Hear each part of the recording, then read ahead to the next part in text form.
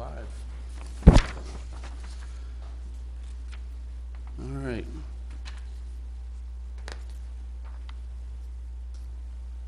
It's now 6:30. I'd like to start the, open the Board of Selectmen's meeting with a pledge of allegiance.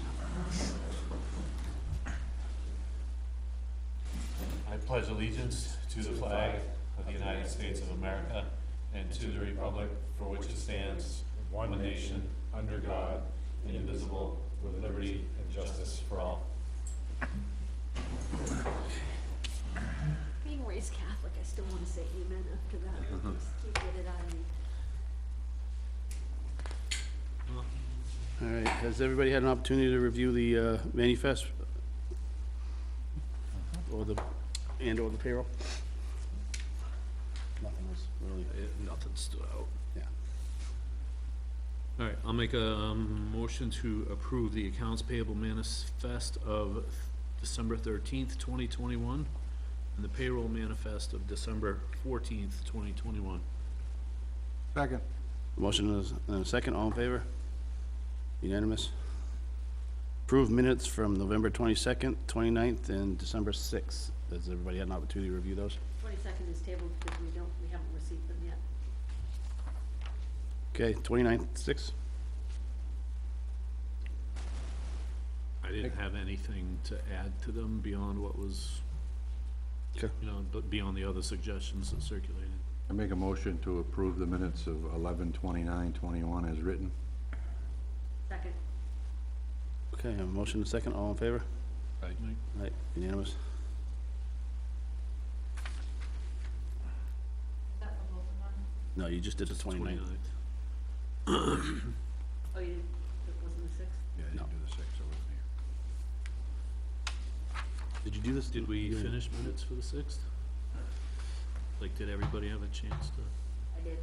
Yeah, I don't remember anything else other than what was already suggested, so. John? I'm good with this. Well, if everybody's good with it. I don't check for spelling errors or anything like that, so. All right, I'll make a motion to approve the minutes from December 6th, 2021 as amended. Second. Motion and a second, all in favor? Unanimous. Okay, reports from assigned boards and committees, budget. No, I wasn't there. Donna went to the Donna. meeting was it last Thursday? Budget committee, yeah. There were some questions, minor questions. Overall, the sentiment was, more, I mean, a positive sentiment, a recognition that the budget committee, that the board works diligently every year to try to keep the numbers in line. And then Thursday night, some of the department heads are going to meet with the budget committee as well. Okay. Planning? Yeah, we had a busy planning night. The big one that was on there was I believe it was 26 home subdivision off Smoke Street, which they came in, it was a conceptual, review, that went over, and they came with two different plans, as usual. So the board gave some suggestions, but there's a lot of unanswered questions about being on the water aquifer area and about coming in off Kingfisher, no, it's not Kingfisher Road, but the road that runs along the side of Nottingham Lake. Fort Hill, sorry, Fort Hill. Yeah. Then we did approve the subdivision of a 2-lot subdivision on Jabig. One of the applicants, we postponed it, I guess you'd say, for another time, and that's off Lamprey Drive off the lake. And then there was one more subdivision, which was a simple, which was a 3-lot subdivision over off Kennard Road. But it was a 10:30 night. It was a long Night, huh? night, so. I would have fallen asleep at 8:30. CIP? Right, so we met last Thursday night. Oh, that's right. Good. Yeah, we met last Thursday night. We were originally supposed to meet last Monday. We had our extra meeting last week, so that kinda bumped it out, and I had to throw it together for Thursday night in a hurry. We've started circulating the draft spreadsheets, like we've reviewed all the proposals that have come in, and I've got it all plotted out on an updated spreadsheet. Both myself and, school board have a little homework to do, verifying some of the numbers, right, or the, you know, the expected numbers. It's hard to, you know, obviously, you know, project they wanna do 6 years out, it's kinda hard to estimate what it's gonna cost today when, you know, any given quote you might get from a vendor or a contractor is only gonna be good for 90 days anyways, but, so, we gotta verify some of the numbers that we have on hand right now. But overall, you know, despite some of the missing information, the line graph looks relatively flat from year to year, right? I mean, there's a big spike this year, cause the school board is gonna bring forward the addition again, but beyond that, it's relatively, it bounces just above and below about $1 million per year between both, you know, the school board and the town. I'm gonna circulate those spreadsheets so you all have a chance to look at, you know, at least look at the items that are on the list. But I didn't wanna put it on the agenda for tonight, cause we've got a pretty full plate as it is. But, I will circulate that. Actually, I'll send it out tonight, and then you'll have the rest of the week to look it over, before our next meeting. So, Okay. 300th? Nothing on the 300 from me. I don't know, Steve, do you have anything? When are they coming in again? I don't think we set a time. Didn't we ask for them to come in like? I think it's gonna be once a month, I thought, Yeah. yeah. So, Cause I went through the budget with Joe before he went to Florida, but we need to do that again, we need to know where they are. I'll call Steve, see if we can get him in the next meeting, maybe? Yeah, you have to look at the schedule, All right. but they are promoting the bonfire on January 8th? 8th. Yeah. Yeah. Okay. Marston? We have a shed. We have a shed. We have a beautiful shed, apologies, I'll post it on the Marston, Facebook page. is it on stilts? Yeah, it hasn't been insulated or set on the pad yet, they're gonna do that sometime this week, but in progress, we have a I shed. saw the pad, is the shed up? I'm sorry, what? There's a cement pad out there already. Yeah, it's Is supposed to there- go, it's gonna go on the pad, Oh, where's the shed, where's it there? it's gonna go on the pad. And where is that shed now? Position wise, it's like over in the back where the well is, right? Yeah, it's in front of the well. Yes, Oh, cool, yeah, cool, that's yeah, great. so off in the corner between the. Progress. Are you gonna take that town administrator report? Not here, did he leave something for us to read? Never looked in his office. He did not leave. All right, we'll press on then. Action items from last meeting?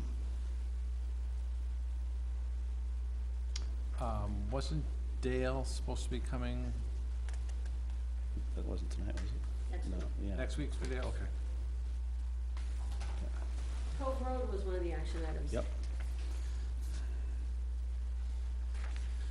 What's everybody's thought on that? We owe them an explanation, you know, decision. Well, according to the minutes, wasn't somebody supposed to ask Sean to, provide Yep. an opinion on that? John, do you have an opinion? Come on up. Put your head in the hot seat.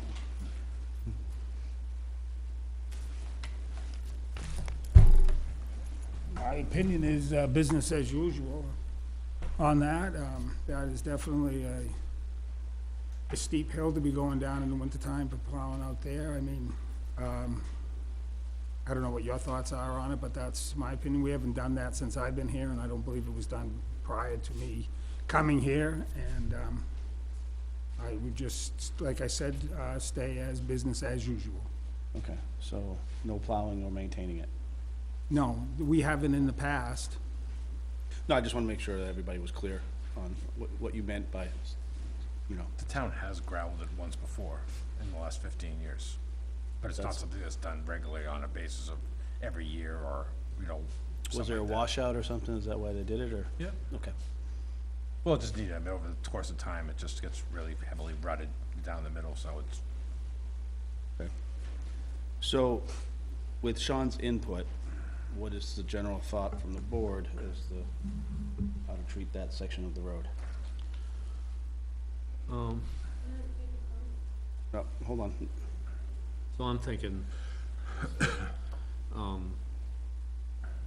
if we do anything at all, then that segment of Cove Road should be made an emergency lane, right? Stick to the letter of the law and do it right, or don't do it. But Okay. if we do, you know, if we do, anything we do outside of that, right, Yeah. obligates the town. Yeah. But as Sean had pointed out, you know, steepness vehicles, I mean, you've seen our Well, vehicles. yeah, So, and we don't have to look too far as to remember almost what happened on Indian Run with, we almost lost a truck down there due to ice and all that, so. right. John? I was always at a point as we just gravel it, make it passable and stop there, not do anything else. I agree with John. I agree with John. Good with that?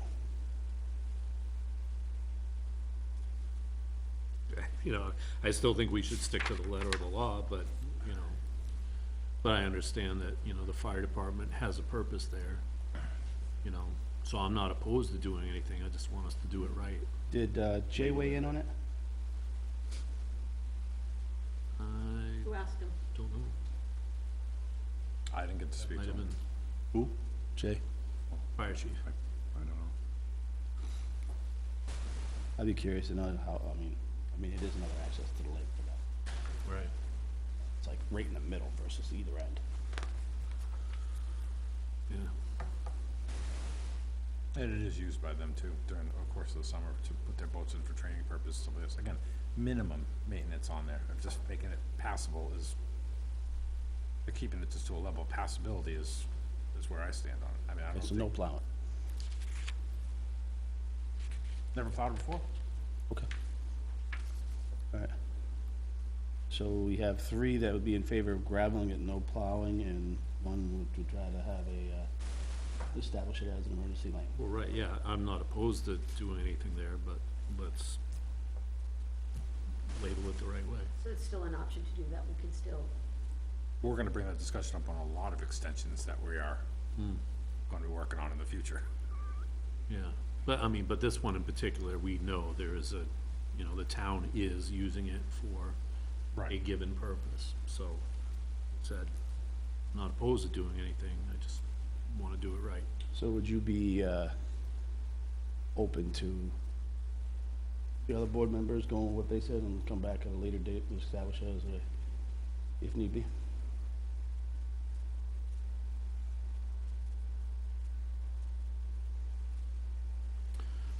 I mean, yeah, if that's the intention and we're gonna stick to that, yeah, I don't have a problem with it.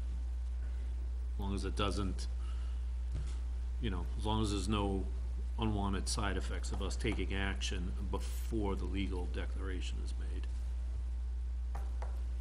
What do you mean by taking action, just so we have? Like dropping gravel, Okay. cutting a tree, plowing a road, anything at all. so I don't disagree with you, Tony, I think part of the challenge is that we have to be consistent in the way that we handle things. Right. The difference to me on this one is that there is in particular a sign that regardless of whether Jay remembers when it was posted or not, Right. there is a sign there that says that it's used. That's why this one is different to me. When it was put there and other people. But it is there and they do. Yeah. So that's why, so I'm not disagreeing with you, I think as you say, I saw these little other ones come up, we kind of need to take a position on them, but that's why this one is different.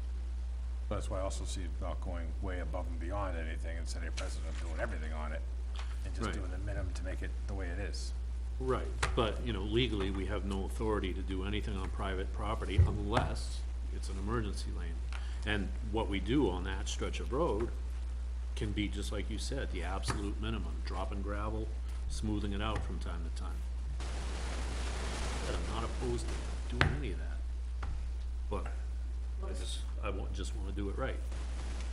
You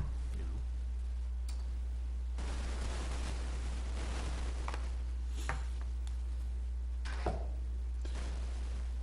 Somebody wanna make a motion? Do you want to discuss this further? Do we need a motion? I don't think we need a motion, I think a consensus, because it's not a, I would feel better that, you know, the public would see that the board was, you know, either in favor or not in favor of, you know, what we're discussing about that road, puts everybody on record. so.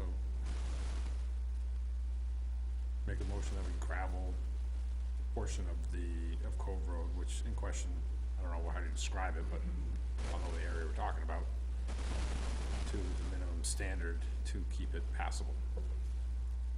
So Okay. Sean, not going and reinventing the wheel here, just, And what about the plowing? no. So just if I could, maybe,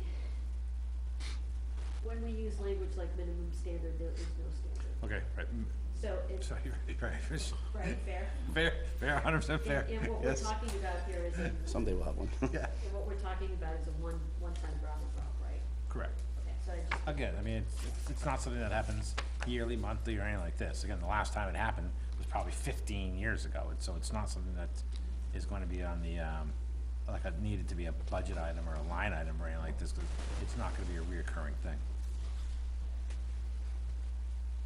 But it just needs to put a little,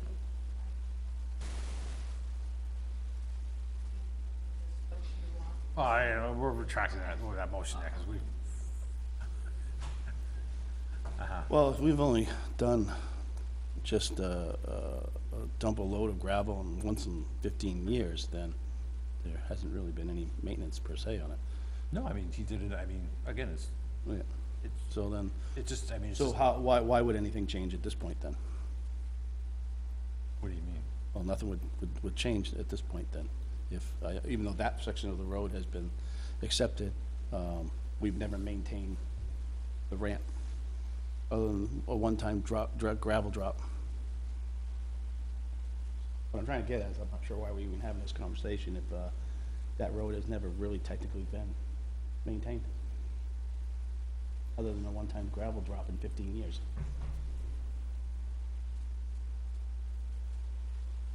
Does that make sense, or? So what are you going for, doing nothing? Is what I you- would just- I'm looking for a clear, I would go with, Sean's recommendation. which is nothing. Correct. It's not how I feel, but, okay. Tyler? I'm not gonna support that, but, I mean, if there was a gravel drop, whatever, 15 years ago, I mean, is it time for another one? I mean, to make it safe, or? so what's precipitating this one-time drop need now versus, it's really bad. So you're saying, when you say bad, you mean vehicles cannot pass through? It's very rough, I mean, Okay. have you been out there? Yes. Haven't been out there, I went out there, beginning of November. And in your opinion, if the fire department had to get down there for the fire Fire department? department will get down there with their four-wheel drive truck, yeah. But as far as us plowing it and being safe for the contractor that handles that, he's not gonna back out of there. And then we're definitely not sending a truck, ten-wheelers over that hill. Oh, Yeah, well, it's a sand. right, yeah, yeah. All right, so we have 2, maybe 3 in favor of a one-time drop, Donna, or?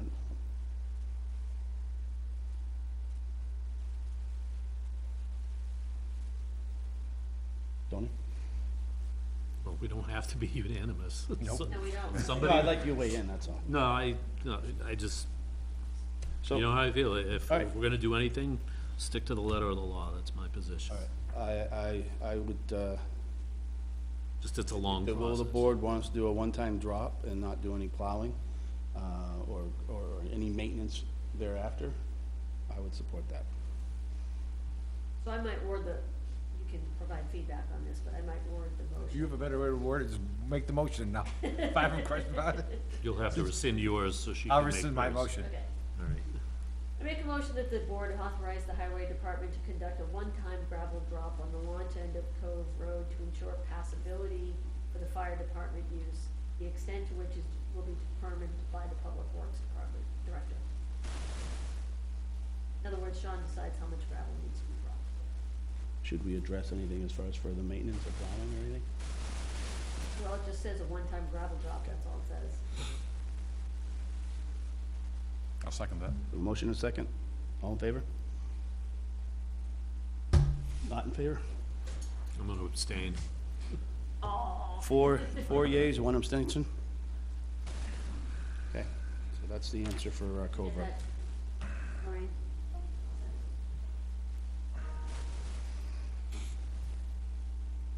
Any other action item? Oh, shoot, I was just looking at that. Cove Road PLIA funding. Yep. So the question on that was about so the funding, that was to separate the, if I remember correctly, it was to separate the capital reserve monies that we put in every year. The, what do you call it? Oh, help me, I'm drawing a blank. The reserve fund for the lakes, Yeah, what do we call that? Invasive species. Invasive species, there we go. To separate that from, separate the invasive species funding from the PLIA money, like to do make part of the funding a line item in the budget. so what they're trying to do is they're trying to say that the problem is pretty significant and severe. And the Lake Coast program, the manning the launches, has become increasingly important, but at the same time, we could be getting near a tipping point where they need some more dramatic amounts of money to, handle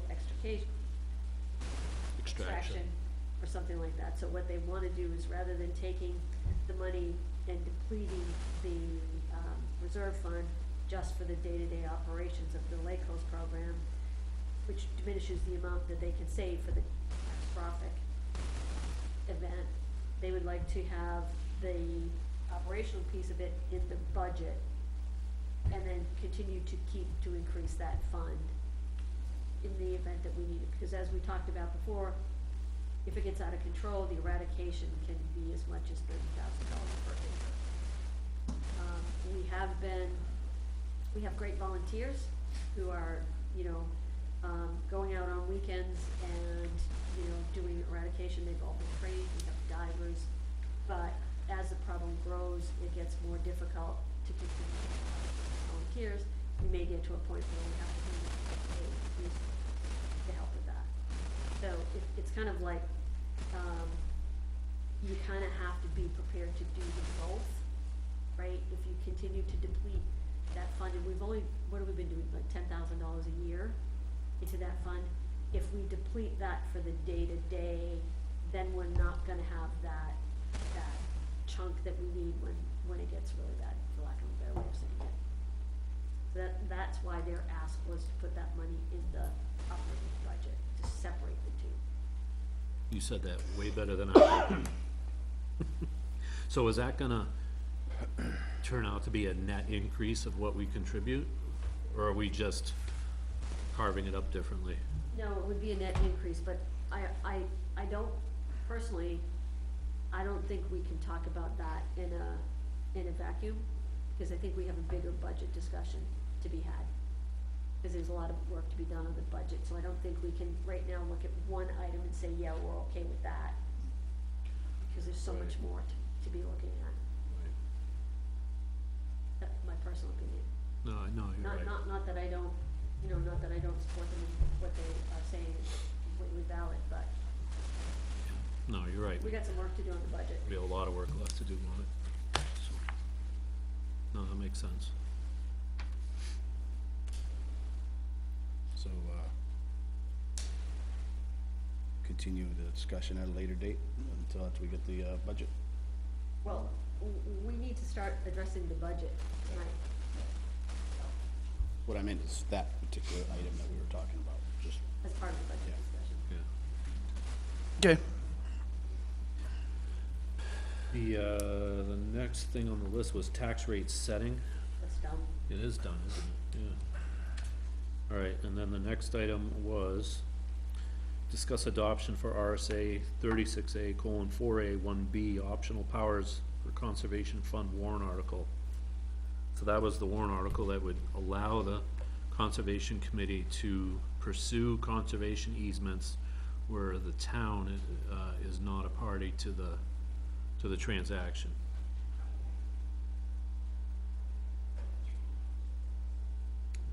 Didn't we have a discussion on this last meeting? They came in 2 meetings ago. Right, but we had a meeting. Came in 2 meetings ago. We talked about it last week, I think, Right. briefly. We asked Chris to go back and talk to the lawyer to find out if there was any risk on the part of the town of agreeing to that or adopting that. And there's 2 parts to that RSA, and we asked if there was any risk with adopting one part of it and not the other. And the attorney's interpretation was, no, there's no risk, and that, Right. the recommendation was that it's fine for us to do that. Yeah, and that scenario that I was worried about where the third party sort of evaporated and, left a mess for the town. You said it's never happened. Not say it's not gonna happen, but it hasn't happened yet. So in the, 15 years or so this has been on the books? So I'm not worried that it's a big issue for us. So, We all support the warrant articles written. yeah, so that was the Conservation Committee's question for us, is would we support putting that warrant article on the ballot? I will. Oh. Yeah, I mean, I would. Okay.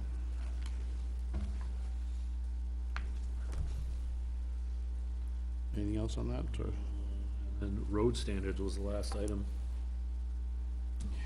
Which we talked about that last meeting of probably tabling that until after budget season. Yes. Is that what we said? Yeah, okay.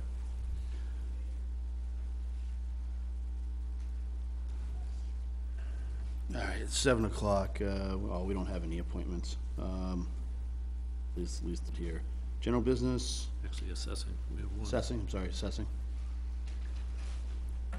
Got one, intent to cut. Make a motion, the select board approve the intent to cut for map 46, lot 6. Second? A motion and a second, all in favor? Aye. Unanimous? General business, budget, oh, here we go.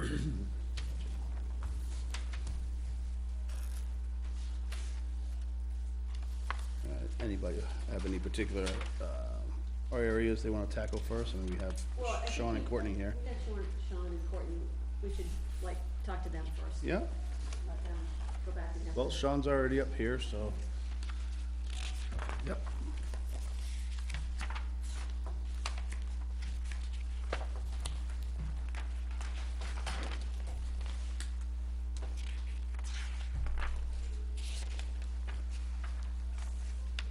Anybody missing a copy? No? What? Oh, wait a minute, never mind, the 2 dates One is, yeah, one is, the other one was. without new positions, yeah.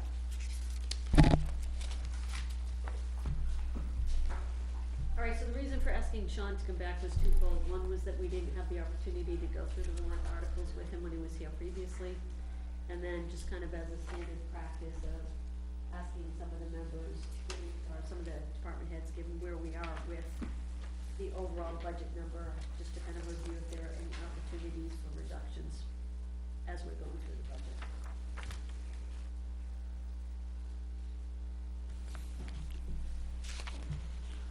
Oh, you want me to start? I didn't know if you wanted to fire some questions away at me or not. Why don't you just walk us through the warrant articles, which I believe are pretty standard, but take us through that first. All right, so I've asked for replacement of 2 trucks.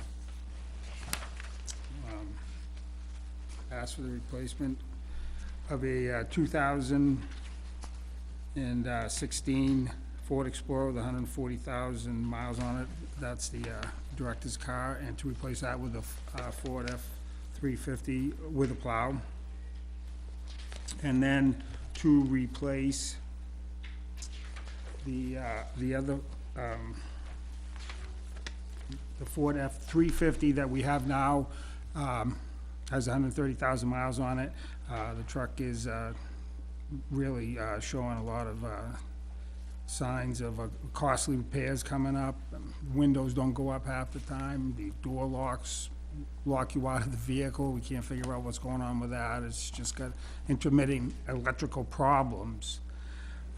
It's no longer a reliable vehicle as far as plowing goes.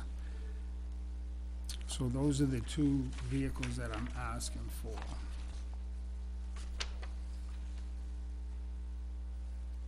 Is it no longer viable as a plow, and I don't know a lot about Yeah, trucks and stuff, so I'm just asking. Is it no longer viable as a plow because of the intermittent electrical problems, or something else? it's just, it's got a lot of miles on it, it's got a lot of deterioration. Rust has been showing through on all the vehicles as of late, really catching up. And we've had a lot of deterioration. Fuel tanks are going, fuel lines are going, transmission lines are going, things of that nature. Transmissions, the plow has had repairs to it as well, so it works for somewhat of a storm, but it doesn't make it the whole storm. Last year, it was benched for a while as well until it was repaired, and the year before that, it was bent throughout the whole winter, where it had to get a transmission put into it. And my proposal is to replace it with a utility box truck. So that way there, we have everything we need, the saws, the tools to do the signs, put a fuel tank in it, as well as what that truck carries now.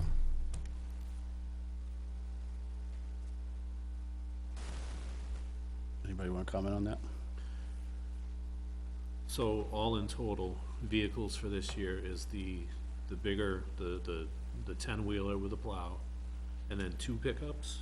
No, there's no 10-wheeler proposed. We got that last year, and we won't take delivery on it until next year, but it's ordered.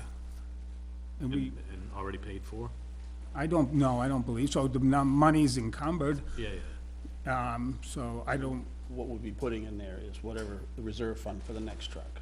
I think that's Okay, what you're thinking okay. of. Yeah, because it's on the CIP, and it's probably just a holdover. It's on the spreadsheet that we've been working on to get a 10-wheeler this year, so that's clearly an error. yeah, that is. Yeah, There's yeah. no request for a 10-wheeler this year. This new one that's coming, we're all set for a while there. And that's replacing the International, right? Correct. Yeah, so that's why I said I gotta call you and get Yeah, some details. okay. So, all right, that's good, thanks for that. So, Sean, Can we, before you ask your question, Go can I ahead. ask one question? Go ahead. You want to replace 2 trucks. Both- Car and a truck with 2 trucks. The car you're talking is the old police Correct. that you use, the driver around, right? Okay. And you want to replace that with a 350? Yep, pickup truck. That the one with the utility body on it, or is that going to be just the plow truck? There's gonna be 2 plow trucks, one with the regular pickup, one with the utility box. And both 350s? Correct.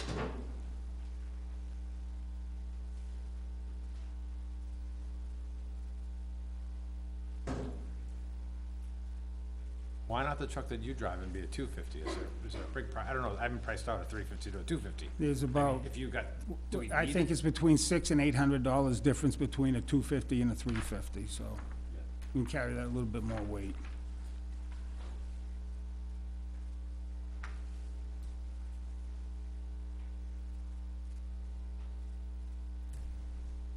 So how much of that would come out of the highway truck fund? I believe, all of it, I believe that's the pricing on the vehicles is, should be just at 100,000 for 2 vehicles. So both trucks would come out of the reserve fund, and then the warrant article is to put 100,000 back into each? That's the way I understood it, talking to Chris, but I haven't talked to him. Because according to last year's town report, we have 208,500 in the highway truck fund. Is that before or after that? Last year's I vote. think that's before that, Okay, and that took out what? that money's buying the, Which is how much? $240,000. Okay, so that's completely wiped out, okay. So then, so this is where I get a little confused, where it says to put 100,000 into the, highway vehicle fund, but where are we seeing the warrant articles that pay for the 2 trucks? Where are we seeing that reflected? I don't have the answer to that, that would, You know, I mean, look at the Oh, yeah. warrant article list that Chris gave us. And it's not in the operating budget, so I'm not seeing those on the list unless I'm misinterpreting something. What I'm seeing on the 2022 warrant article list is the highway reconstruction, highway vehicle capital reserve fund. Nothing specifically for the trucks. No, I take it back, way down bottom I see truck purchase TBD. You guys see that? To be determined.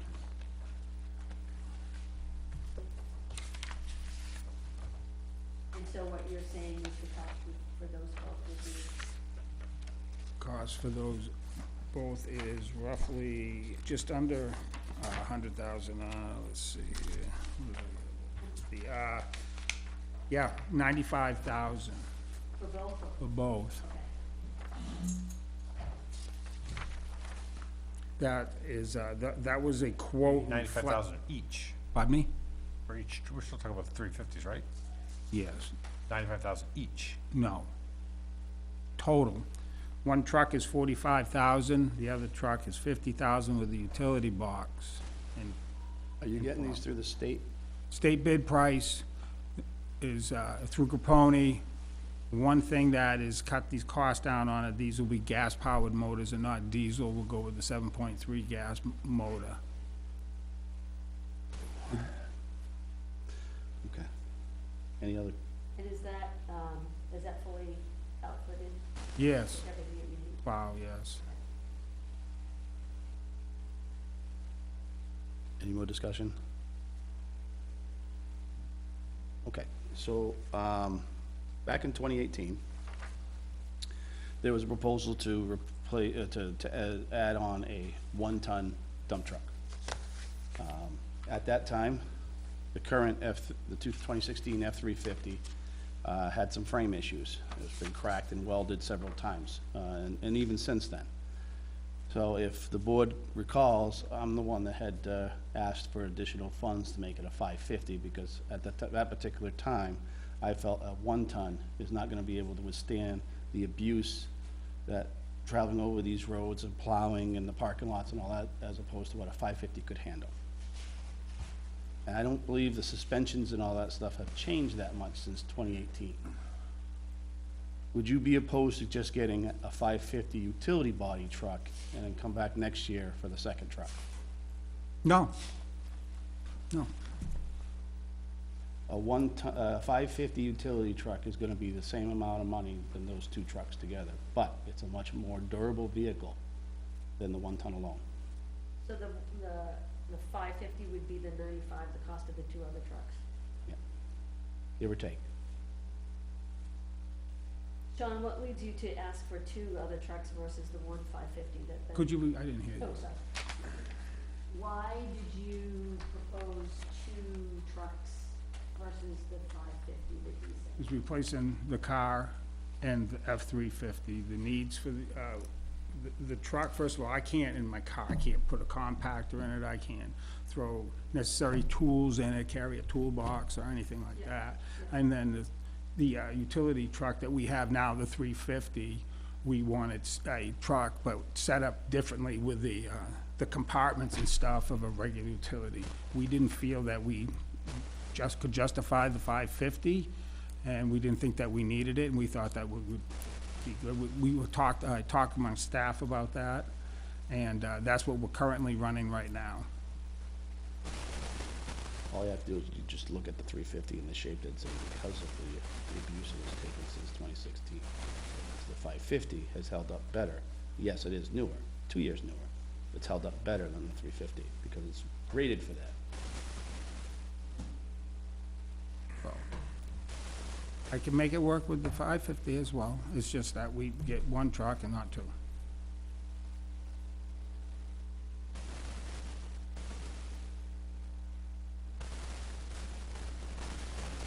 Five employees. Yeah, That's the other thing. Well, we have more trucks than employees. we already do, I think. You do. Come winter time, that's all necessary.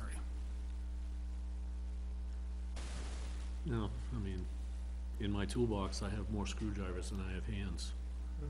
Screwdrivers don't cost as much as trucks I do. know, Tony, but how many do you know how to use? two of them. I mean, Sean, like, what?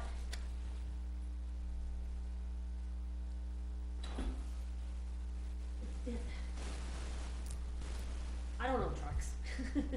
I don't know trucks. I mean, it's kind of a strategic decision, right? So, that's So where you're gonna go from a 350 to a 550, we're gonna have it's gonna be a dual wheel 1 ton versus a single wheel 1 ton in the rear. So it's gonna be wider in the back end. The frame and suspension will be the same. Yeah. So what does wider in the back end mean, good or bad? What does that mean? It can be both. I mean, it's going to carry more weight, obviously, but it's more difficult in tighter areas where we were planning on using the 350. So maybe rub up against something here and there, more likely than the 350.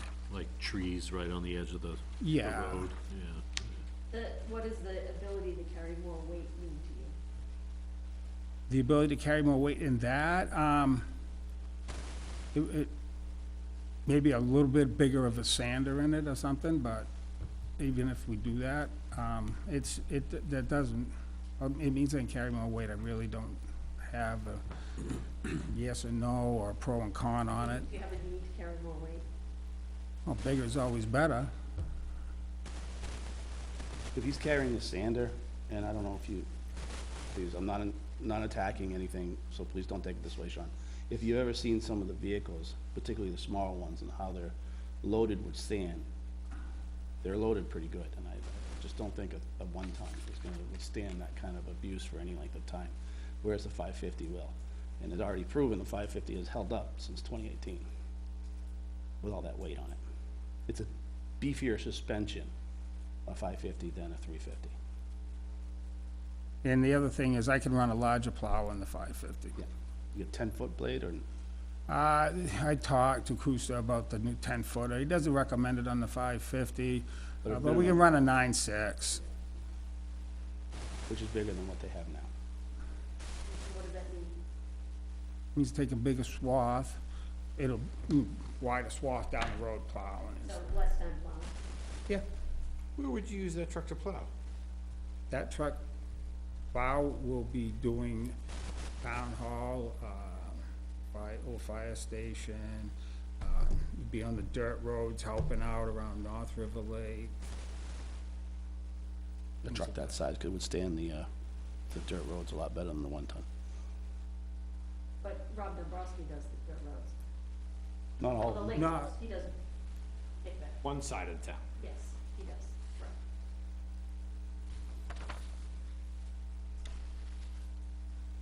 mean, we don't, it doesn't, again, don't know, but it doesn't sound to me like we need the 550 to do the town hall and the school. So, you know, if it is also gonna have an impact on the dirt roads, that's gonna save us money some other way, then that would make sense, but I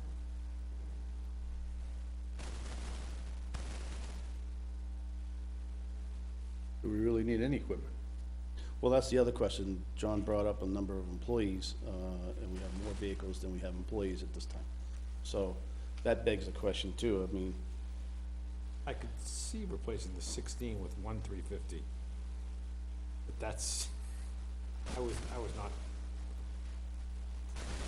for two trucks, it was not something that I was thinking, I don't know. I would agree with Sean that that 350 is on its last legs, Right, I mean, that's, again, I don't mind replacing something that's dying. but I don't see replacing it with another 1 ton that we're gonna be right back to where we were within a matter of a couple of years than we are with the 550, which has held up quite well. Think of it, yes, it's a thicker frame, beefier suspension. You know, it can handle the bumps, the, you know, potholes, if you will, and the weight behind it as far as a sander. A lot better than the 350. So we get more life out of it, long. I think you, time frame? I think you would. What do you think, John? You're not gonna be welding frames with it. Yeah, it may have a little bit longevity. I mean, the Fords are all aluminum body now, the trucks are all redesigned. It's a good municipal work truck. Either way will be, it will last a long time in the town compared to what the vintages that we have now. So it's aluminum body, Yes. Yeah, so it doesn't rust because the paint chips. right. It'll corrode, but that's like a long ways down the road. Scrub it off with a Scotch-Brite pad.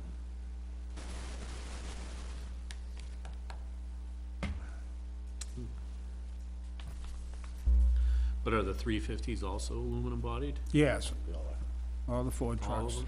Yes. 150s all the way up.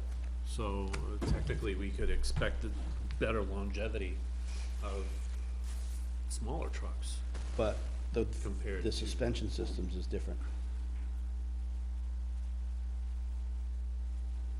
Trucks.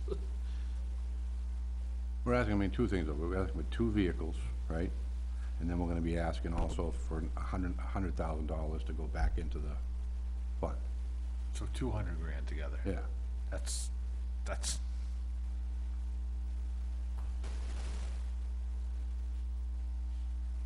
John, can you talk a little bit about, the fact that there's more vehicles than employees?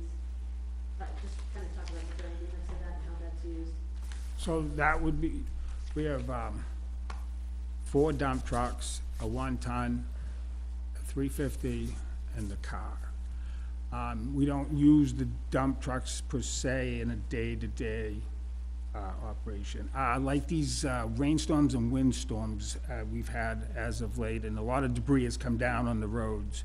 We will take the 350 and the 550, we'll put the plows on, and the guys pair up, and we go out and get rid of all the debris on the road. We'll use the plow to push off anything, and they all bring a chainsaw with them, and we we divide the town up, and we take care of anything that's come down and fallen. So that's the difference in the vehicles. You gotta have the day-to-day to run around, to do your things, because you wouldn't take a dump truck to run around and do things with a larger vehicle. That's different vehicles for different jobs. Correct. During a storm, I can envision you might do a route with the big dump truck, and then you come back, and now you gotta go to the school, or to do a park, you know, plow out around the fire station, or something that you would do with a smaller truck, you know? I mean, I can envision that. You currently have contractors handling that though, right? Right. So it begs the question, do they really need 2 trucks then? Do they really need? I can see replacing the 2016 with 1. I can't see 2 trucks. And then what would you do with the 2016? Would that Would you just get rid of it, or would you hold it over I- and use it for the recycling center? That we haven't really discussed as far as, I just think it's a money pit, Okay. and I would just as soon see it go. But I be a think- little trade-in value. If I could just throw my opinion out there, I think with everything, that, you know, the budget, the way it is right now, and the past year with the taxes and so on, I just don't think that, asking for 2 vehicles at this time, with particularly 1 tons versus 1 550, I don't think is very, wise to ask the voters to go with. So what's the one you would support? Knowing the truck that he's talking about, the 2016, I would support a 550 to But then replace you it. haven't reduced the cost at all. Nope, you haven't, but at least he still gets that 1 vehicle to replace that for 350. But the point But of the that- other point is, there is not enough employees. But you're still asking the taxpayers for the same amount of money. You're saying I don't want 2 trucks that add up to 95,000, but I'm okay Yeah, with 1 because, truck that adds up to because in the long run, both those trucks together will be more of a, maintenance, nightmare together than it would be if you had a larger truck that can handle the abuse. Donna, I've had these trucks, I know what I'm talking about, so, it's up to the rest of the board if they, wanna go along with it, or table it, or not support it at all. And I'll go whatever the will of the board is. No, I think it's more of a strategic decision for the department. I mean, I can't make a recommendation one way or the other. I mean, if you're gonna spend the same amount of money, I mean, personally, I would say, yeah, sure, let's get 2 trucks for the same money. That would be my first inclination, but I don't know enough about that kind of operation to recommend one way or the other, so I'd have to. Yep. John? Place a 350 with a 350 and 1 truck it is. I gotta think some more about this. I'm still looking at the asking for one thing and then also saying, oh, by the way, let's, pad this fund up again. I don't know. John, what do you think about John's suggestion of replace 1 for 1 for the 1 350 for the other? That's fine, as long as I can replace that, that's 2016 Ford F-350, that's the priority. And you feel you're compromising it all by, in terms of longevity and maintenance and ruggedness, by going with 350 versus 550?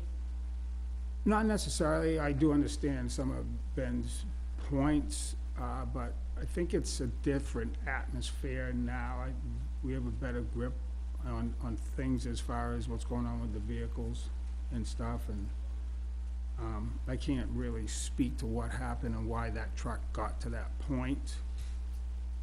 But I think things are pretty well divvied up in such a way that I have the equipment right sized to the plow routes and what the conditions of them are, so that the longevity of the vehicle can be increased. Okay. Is it a worthy compromise? I would not support it. It's one. But it's, not at this time, Gene. Okay. I would not support it. Because I think you're just throwing good money after bad, a 1 ton versus a 1 ton. And I'm speaking from experience. I've dealt with it, with these vehicles. But again, it's the will of the board.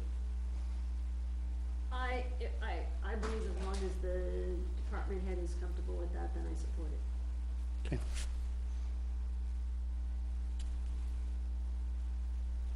I'm doing it for financial purposes, that's the reason why, I tell you right off. I mean, I know we need it, so we get it, but to go over above and beyond is not something I feel necessary, so. Well, I mean, I wouldn't look at it just from, if it was, We have a 550 now.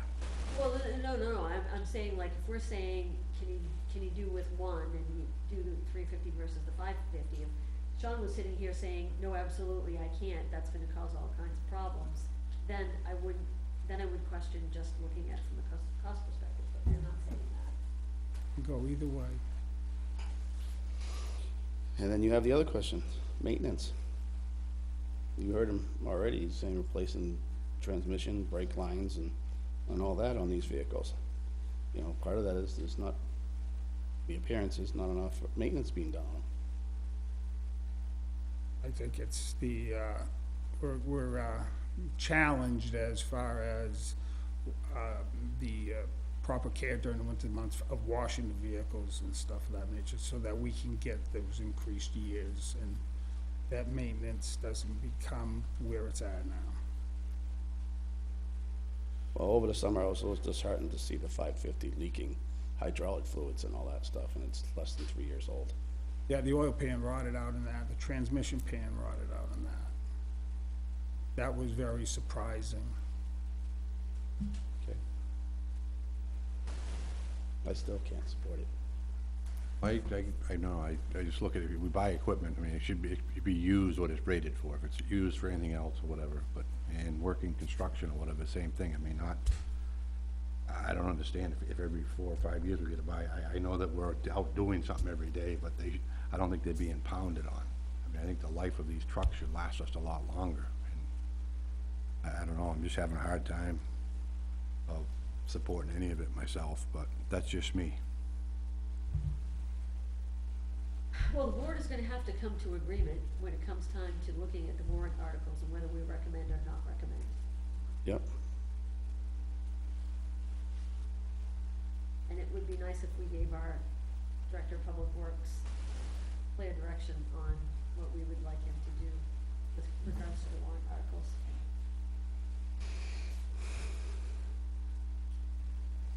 I said what I had to say. I can't support it. One thing's for certain, we really do need a wash point. Yes, we do. Is that the CIP? No, that's That's something we should something probably we gotta discuss. Yeah. Okay, so we can't leave here tonight without a decision, because, Well, make a motion, Don. Or John. As towards how the warrant article's gonna read. I mean, I'll make a motion to support the purchase of one F-150, one F-350 for the price of 45 or whatever, 50,000, To replace the, to replace the one we have now that's the 2016.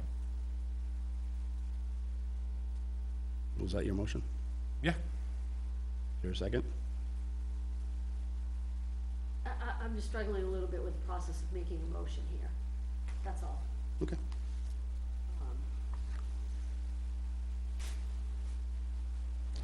Whether or not we should, or The or question, just get a verbal consensus. yeah, I mean, the question on the table is, what do we put forward as a warrant article? Is it, 550 or the 350? What do we put forward as a warrant article? What are we asking Sean? Well, the 550 is gonna cost the voters the same, right, as the two 350s, so, I mean, our goal here in reviewing the budget and the warrant articles is trying to cut back what we're asking the taxpayers for this year. So, I mean, Sean's already said he can make it work with a single 350. I think it's a fair compromise, it's not ideal, it's not what everybody wants, but it'll get the job done. So will this be the pickup truck or the utility?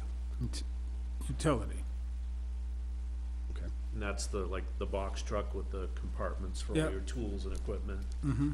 Okay, so it's sort of like a portable workshop, in a sense, yeah.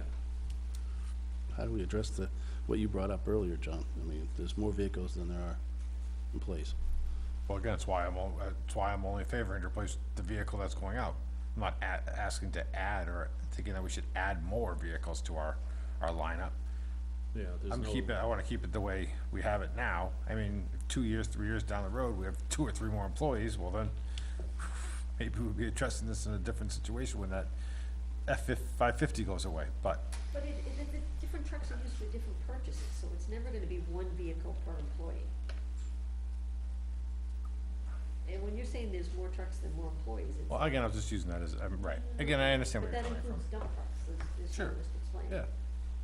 But a lot of times you just said that they go out two tandems, so there's two people in one truck. So you got your 550 and you got your 350. If we just get the one truck, we end up with the same number of vehicles. There's no net new addition to the fleet. We're not asking the taxpayers to fund a second. Do we get any money for the old 350? Traded. Probably better off selling it wholesale, right? Yeah, maybe do a bid on it, something as we've done on some other, pieces of equipment. Did you say this would be gas or diesel? Gas. 7.3. I hope you know that that's a gas guzzler, I have that. Can't believe I have to go to Raymond to fill it up. Oh my God.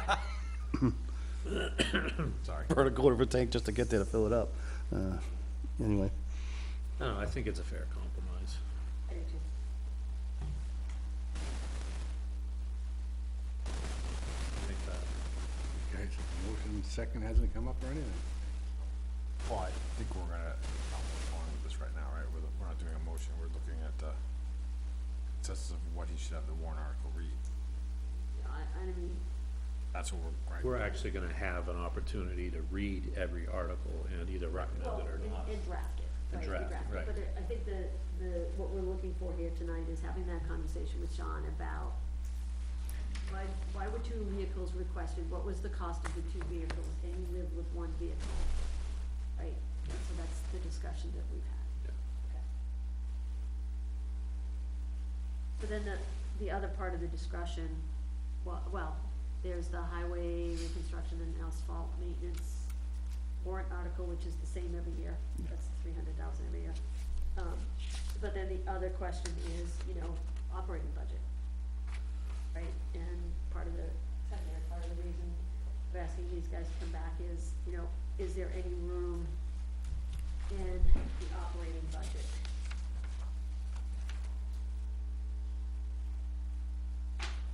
So we done with first say on the truck? Yeah, So the consensus of the truck, so everybody knows, is go forth the warrant article, or when we see it, for the 350 stop with the utility body. Yeah. Okay, just wanna make sure it's clear to everybody. So in the budget spreadsheet, if you look at the, all the highway line items, most of them are static, 0%. The ones that do jump are because of cost increases, price of salt, the increases in the price of gravel. 26% increase in salt. I mean, those are, those are external influences that we really can't control. I don't think we have room to trim much of anything out of this. so the one area, and I think this is both Courtney and Sean, is the ask for a shared resource. And that was about, helping out with things at the highway department, helping out at the rec center perhaps. Yes. Recycling center Mhm. as well, so that, cause I agree, if you look at line by line at the highway department, I don't think that there's a lot in there, and some of the things like salt and stuff like that, that's our best guess. We may be able to, maybe as we get closer to the end, take a look and see maybe where prices are trending or something like that, but those are guesses, as they are every year. What, the cost of commodities? Yeah, Oh, I mean, those are listed right in here, yeah. numbers that Chris put down for us. And it's the usage, right? Yeah. Yeah. So to me, the big one for both of these is the shared resource. And whether or not we actually need that resource this year. Right, and so I think it would be good to hear from both Sean and Courtney about the impact of not having that resource. Cause again, if you look at the budget right now and where we are, right? Mary, don't fall off your chair. We're at a 10.5 increase right now. With the new positions. Yes, and that's a big, big number. And we have to look at the big things, we have to make some of the tough decisions. Cause we're not gonna get it by saying, okay, salt might be, you know, we can maybe save $5,000 on salt, it's not gonna happen that way. Yeah. So, So Courtney and I found that we had a need to add an employee to share.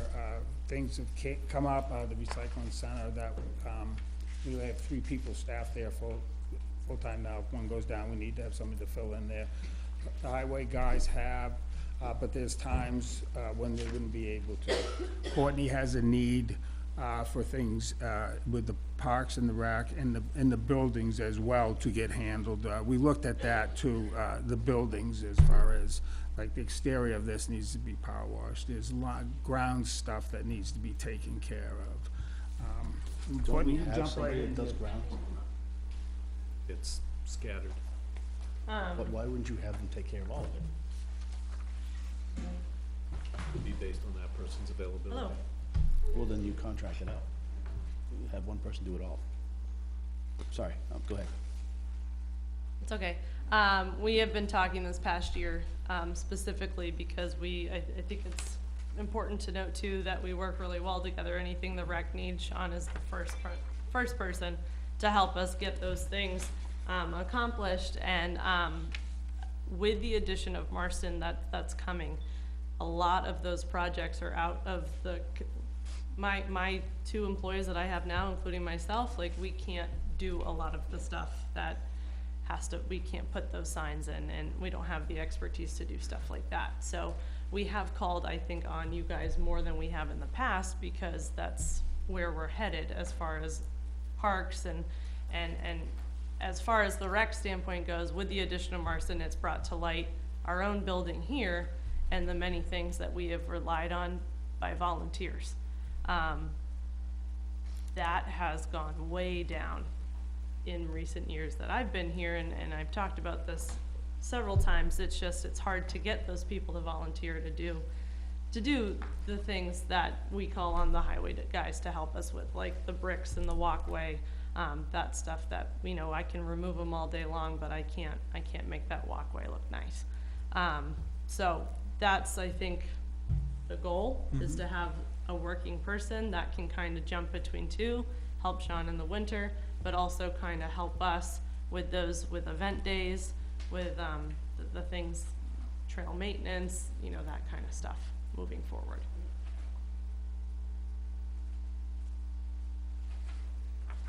how painful will it be not to have that person?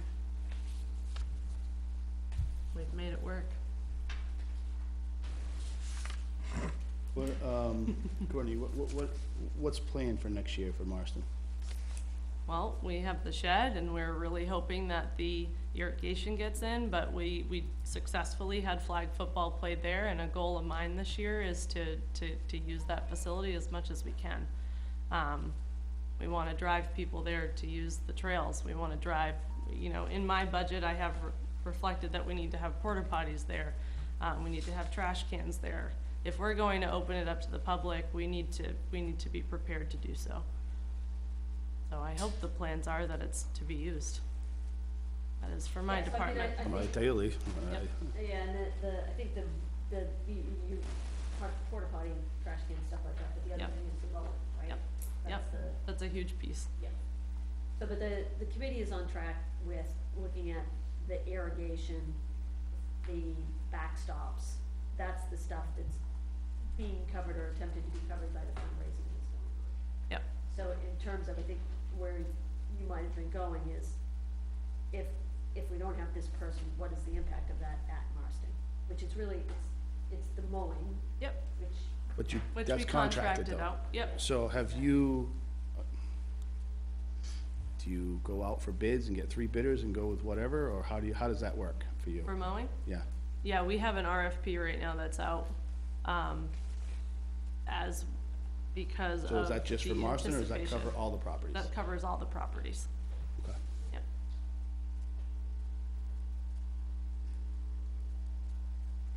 And you said you can make it work if we Yes, can't agree? I would say so. So, If we say no this year, come back next year, we can try again? Would you be okay with that? Yes. Yep, sounds good to me. The rest of the boards are good with that?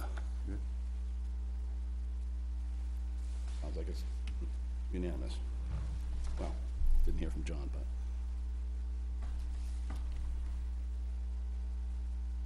Well, I just don't wanna see anybody get burnt out, but that's, if they're telling us right now that they feel this way and they're not just trying to appease to us, then let it be But as said it was then. clearly pointed out, I mean, we need to make some cuts somewhere. Oh, yeah, trust me, So, I mean, they said they can make it work. Yeah, and believe me, I feel your pain when you say that, you know, you're gonna feel it come next year. But I think with 10.5%, I mean, granted, eliminating that position is probably only gonna be a pinhole, of a difference. Can I ask a question on this employee though, that they're looking at? Is he gonna be driving a plow truck? Yeah, so what part of the description requires a CDL, B license. What was the pay on that? Well, that's what I'm questioning. Is it even feasible, I mean, reasonable for what they're gonna ask I this guy have to it do? figured in with overtime and with on-call and a salary at 50,000. I mean, I just look at it, again, being, you know, I was part of the baseball and all that stuff.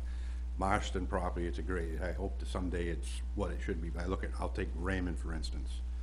Are we gonna turn this into, in Raymond, all you have to do is be the coach, you don't have to come down here and line the field, or you show up to the game and everything's done by the town? Is that what we're gonna get? Cause I've never seen a town employee do anything to the fields as far as getting them ready for a game or anything like that. We still have a partnership with NYA. We do. Yeah, and I mean, Raymond does too. I mean, Raymond has, they raise money or whatever, but the town takes care of every situation there is. So unless we're gonna hire somebody that's in that, you know, I don't see a need for it, because these people that, you know, they love doing it for the kids, they're gonna continue to do it, so. I don't know if they'll drive a plow truck, but they'll get the fields ready. But we have the person that does it in Raymond, he lives in town. I mean, you can ask him. That's what, in the summertime, that's what his job is. You know, just something to think about, just a big picture perspective. You know, we've worked hard in the past few years to pass budgets that we either at or below inflation, right? And we've taken on a lot of new stuff in the past few years. We got all the new roads. We've got Marston, and we've got, you know, a lot of new stuff in town. And at some point, we gotta pay the piper, so. Take a breather for one season, 1 year. Yeah, but I'm just saying, like, we've worked hard to keep those budget increases low, but maybe we've worked a little too hard, because, like I said, eventually the inflation is actually up around 6 3/4% now. Almost, yeah. So, you know, costs are going way up, and our ability to keep the budget below that, you know, cost increase, is gonna get less and less. And eventually, it's just gonna come to a head where we're gonna end up with a 10, 12, maybe 15% hike if we keep going down this path year after year, you know? So what are you proposing, Tony? Just, I mean, right now we sit at 10 with a new employee. yeah, and taking all the new positions out drops it down to 7.2.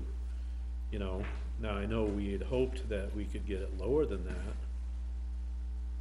but I'm not really sure that we can. So, I mean, that was the question I was gonna ask is, what number are you comfortable going to the town and justifying as far as an increase goes? Are you comfortable going and saying, you know, we have a 5% increase? I mean, are you comfortable saying 7? Are you comfortable saying 10? We know we're not gonna appease everybody. That's just a guarantee, No, I so. understand, I understand that. So I'm just saying, like, some some committees do it a different way. They say, okay, here's the target. Our target is we only want a 5% increase or 7% increase or whatever.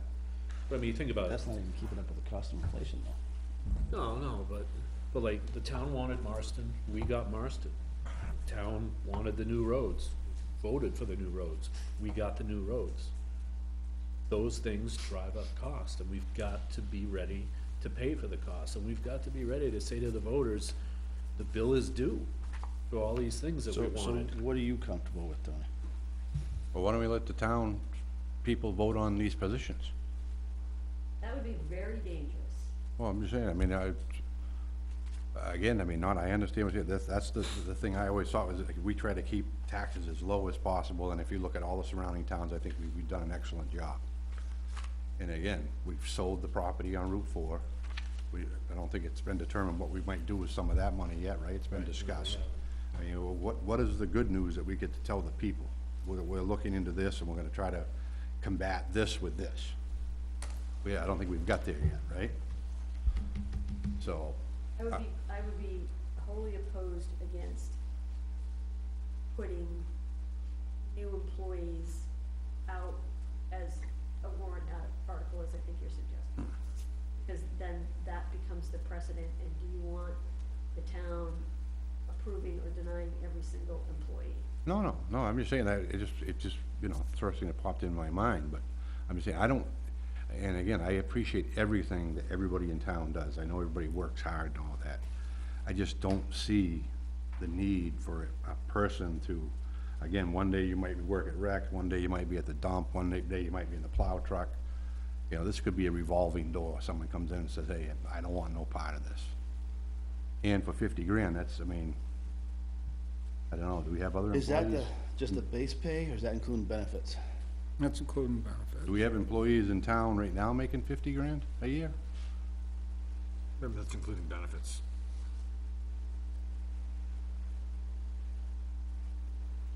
So I think I think we've come to consensus on that particular role, that we're all comfortable with not moving forward with that this year and trying again next year.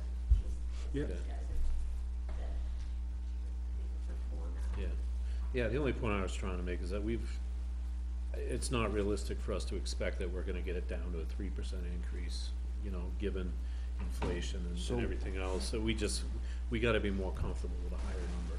But Okay, what is that higher number? So even to get down to the 7, the difference is about $150,000.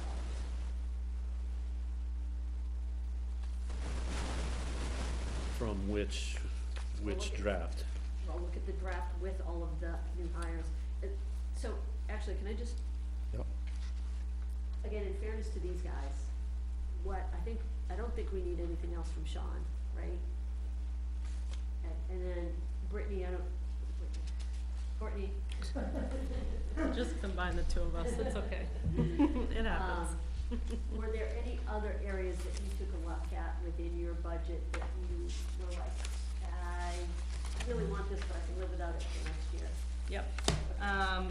My big item, the beach gate, that is something that I think that we can push off another year. Okay. I mean, if we do not get that employee to come back, that is still, at this point, I think he is willing to come back, I think he's planning on it, but that is a position, and I just wanted to reiterate that it is going to be a very hard position to refill. So I do think a gate, maybe next year, would be something worth looking at, because that would be a solution that would help police, that would help us, that would help highway. That's a tough area, and with COVID and us taking away and not being able to have lifeguards, that's another property too that this third person would hopefully help with maintaining as well. So that beach is kind of something that's been lingering on my plate for a while with how we're going to fix that and monitor it correctly.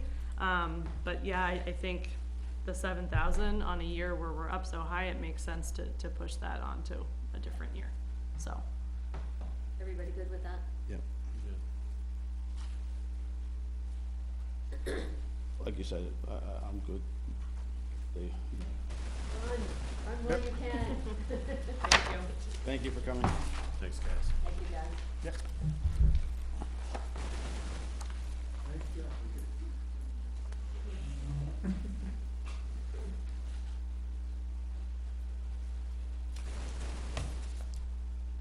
See the fire chief here, do you wanna tackle that one next? You wanna just, Absolutely. Yeah, I didn't realize we were talking to him, but sure. Yeah, well, I mean, he's here. I think I asked him. You all right there, chief? Little guy. Good evening, Chief Jay Vilchuk, Nottingham Fire Rescue. I'll be brief, and all I want to do is just add some information. Did a little homework right before this, watched the last Selectmen meeting, there's something about mattress. Oh, yeah. Yeah, and I'm not sure this is gonna fit the bill, because I wasn't sure what the request was, it was kind of muffled. Thank you. Thanks. You're welcome. Those metrics are through October 31st. They usually get updated from our regular monthly meeting. The November metrics would have been December, but we don't have one. We have a Christmas party in December. I don't bore everybody with them. Wow. First page shows calendar year to January through 31 October, total calls, incidents, anything that's been reported as an incident. Second one, again, it's an excerpt from a PowerPoint, so it might be a little messy. Shows some of the breakdowns, general breakdowns, different classifications. Again, this is 1 January through 31 October.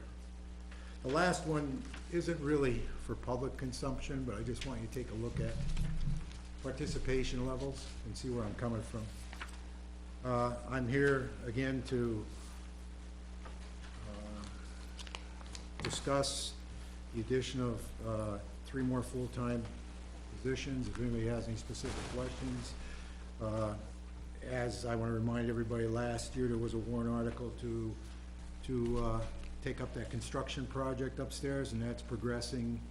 It's been, wiring's been roughed in, the alarm system's been roughed in, the ventilation system's been roughed in, so we're just about ready to go with the sheetrocking and the finishing of that, okay? So that was in preparation for this, so this isn't a surprise in terms of new employees. I kind of identified this, I said it has to be a 10-year plan. 10 years ago, I've been chiefing for 15 years now, so.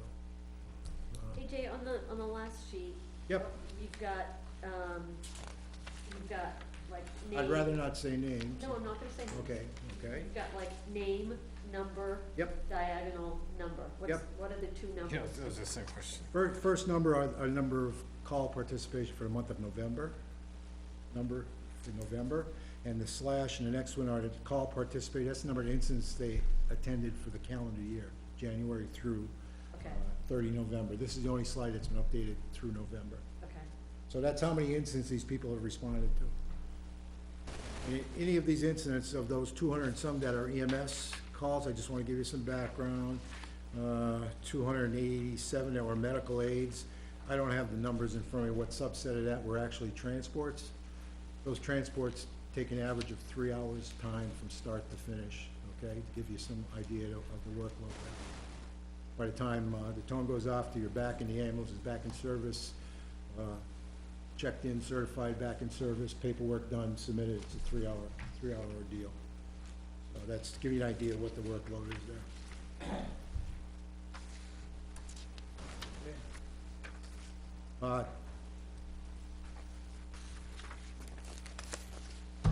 I've identified the need and, you know, the impacts, it's clear what the impacts are, okay? We can't continue, we're at critical mass with the number of participants we have in this, okay? And I don't see it sustainable in the future. What the impacts are, I'm not gonna be the, you know, it's our mission, okay? Who would supervise your employees? That would be the chief, okay, whoever is in that chief position. As of right now, I'm happy to have a long-term discussion, maybe in a non-public session of what that means. But at this point, I was looking at whoever is the chief. I am up for re-election in January. I don't know if you know our system. It's an annual.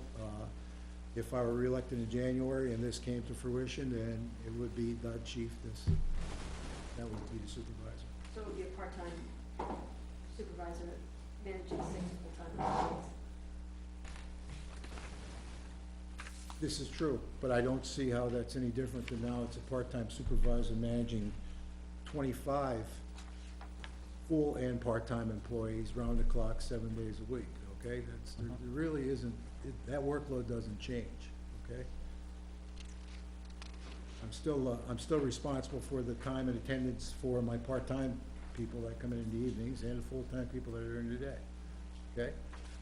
And I don't know, would you like, I don't know what, Well, chief,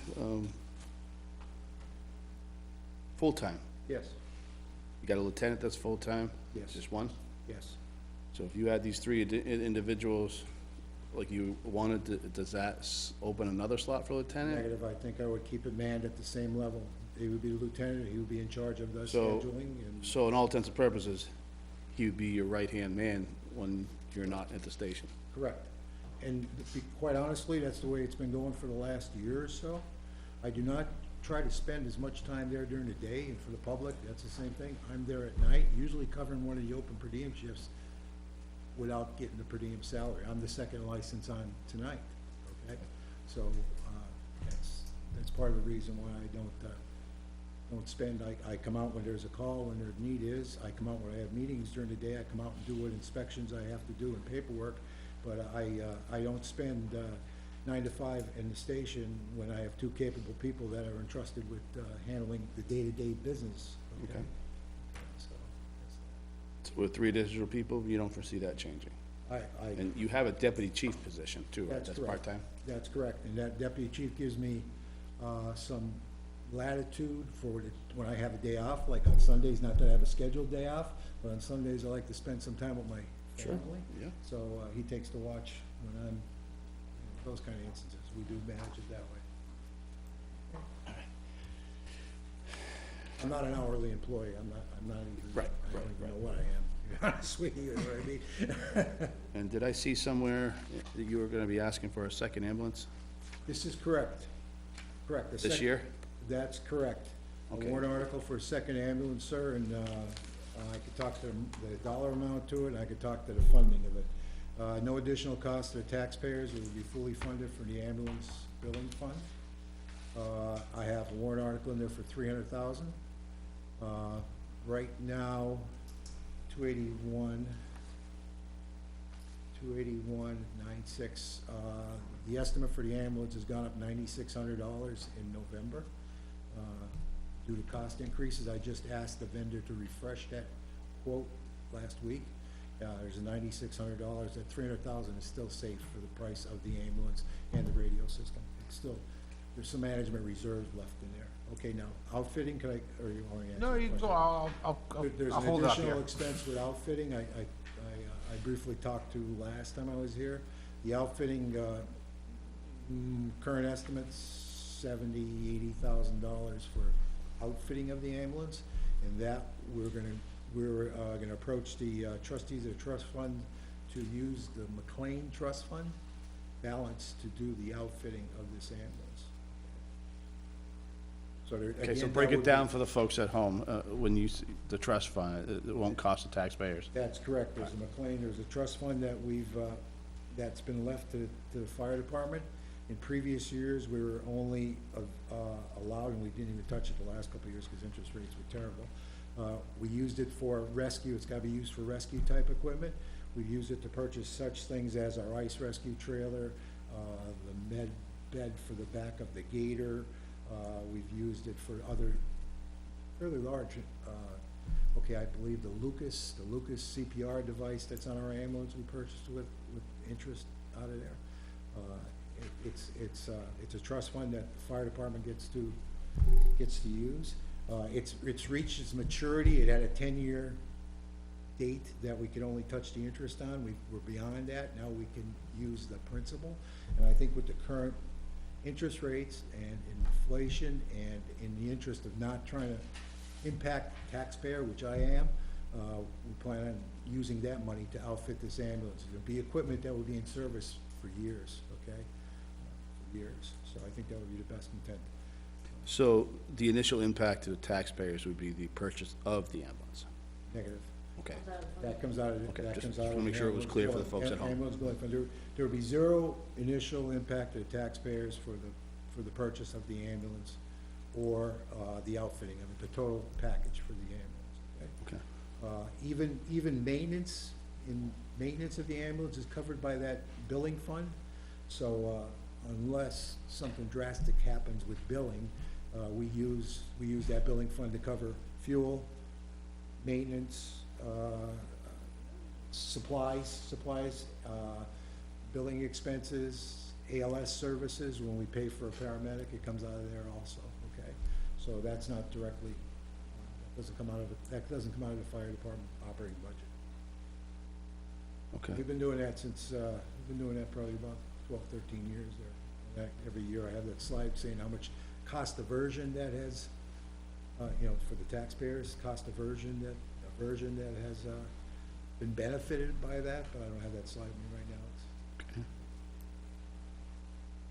So, Go ahead, sir. So- sorry, it's just a quick, as we deplete the fund to pay for the new ambulance right now, when the ambulance that we presently own needs to be replaced, will we have the funds available to replace it with a zero tax That is the plan, and that. Do you fund- think with your experience Yes, that yes. that will be possible so that we won't be at a point where, Yes, okay. yes, I do, because we've been able to manage it I know, we've The done a last- great job last- managing it, absolutely. X amount of years, that Yep. fund with replacing ambulance and also expanding it, like I said, to cover, we've expanded to cover those operating expenses, everything short of labor, okay?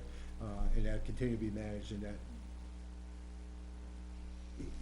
The things, you know, that are probably unthinkable, a drastic drop in transports, how would that happen? Okay, you know what I mean? Based on the numbers, it's not based on the development, that's another part of it that's being introduced into town. I can't see anything but our call volume going up, which links back to the full-time, additional full-time. That's another portion that caused me angst, as saying, you know, population of town's going up, we have condos going in, we have a couple big developments going in. It's only gonna drive our call volume, up, okay?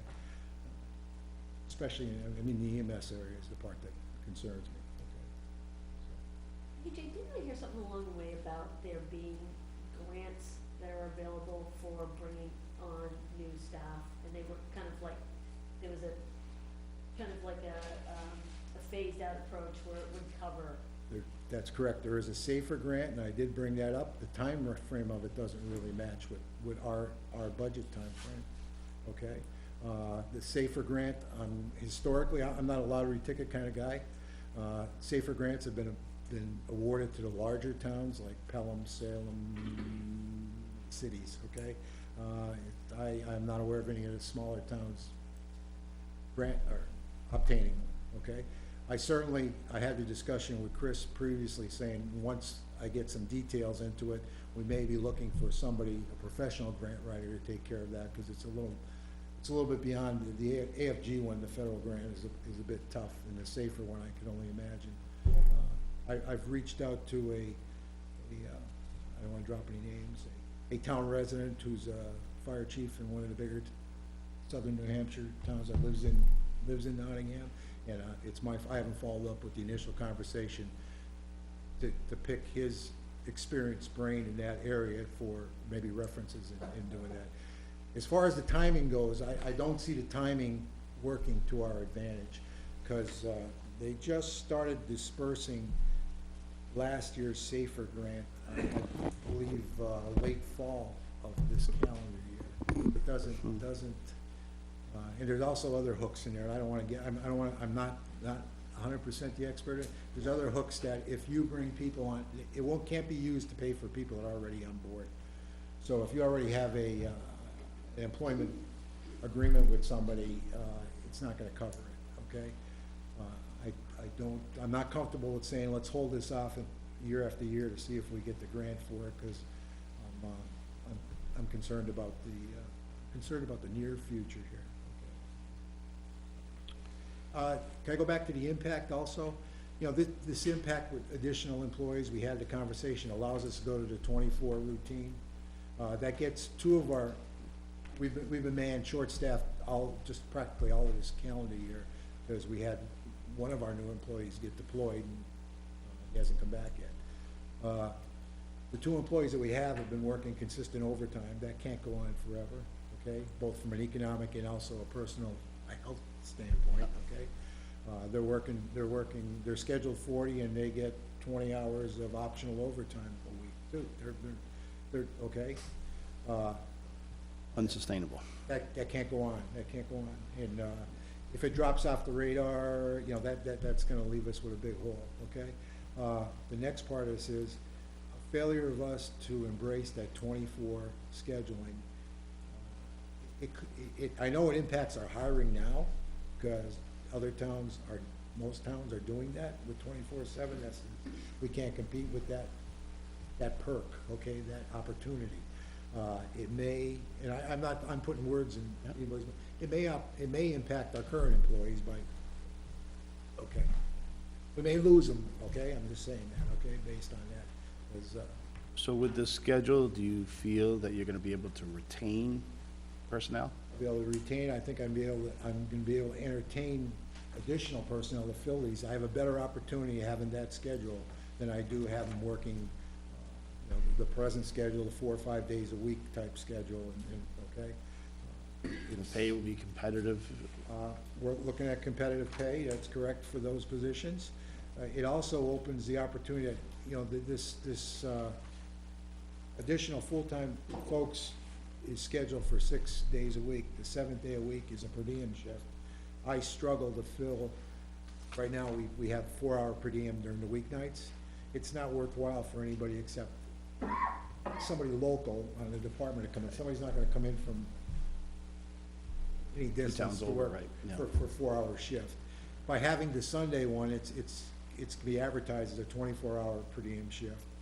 It probably opens the pool for more people that would be interested in filling that and get rid of that scheduling burden. Right now, I send out texts 3 times a week advertising openings to my people and a lot of times they go on, people are working, okay, Yeah. they don't have, okay, so it would be beneficial and it would make it easier, I see, to be able to fill that shift on Sunday by having that schedule, okay? And Jay, the assumption for the increase in the full-time salary for this year is based on the assumption that you would probably not get people in those positions until what, like September? That's correct, yes, it was, September was, I think, a third of a year, 33%, so 4 months to back it up there, yeah. Figuring if it was approved, when it was approved, and the advertising, the hiring process, that we would start on the last quarter, the last third of the year. Yep. That's the way the budget was laid out, okay, so it wasn't laid out for a full calendar.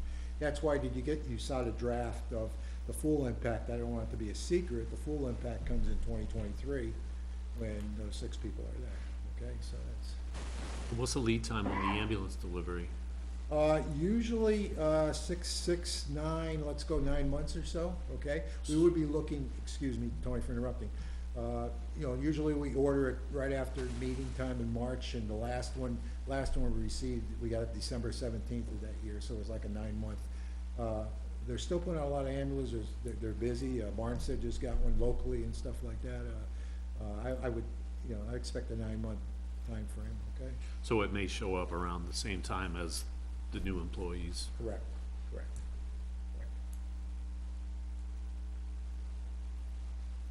That additional ambulance, I said it last time, gives us some room and reduces the risk of having one ambulance.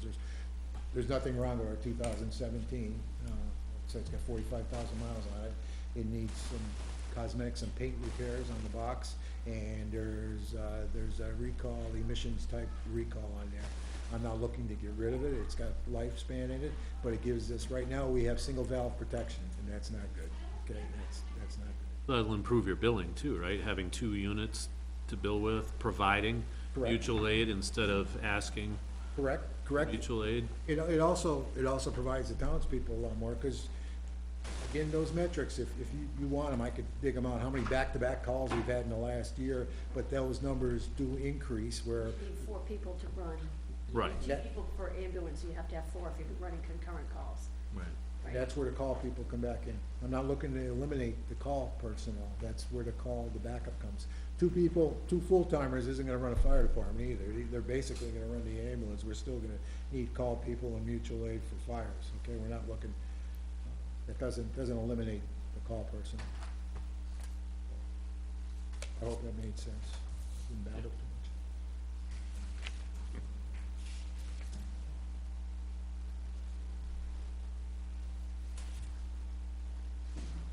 What's the population of Lee? About the same as Nottingham? Sure. Probably about the same, right, chief? Probably, yeah. All right, how many ambulances do they have? None, David, Jake, actually, in effect, probably 3, because they contract with McGregor.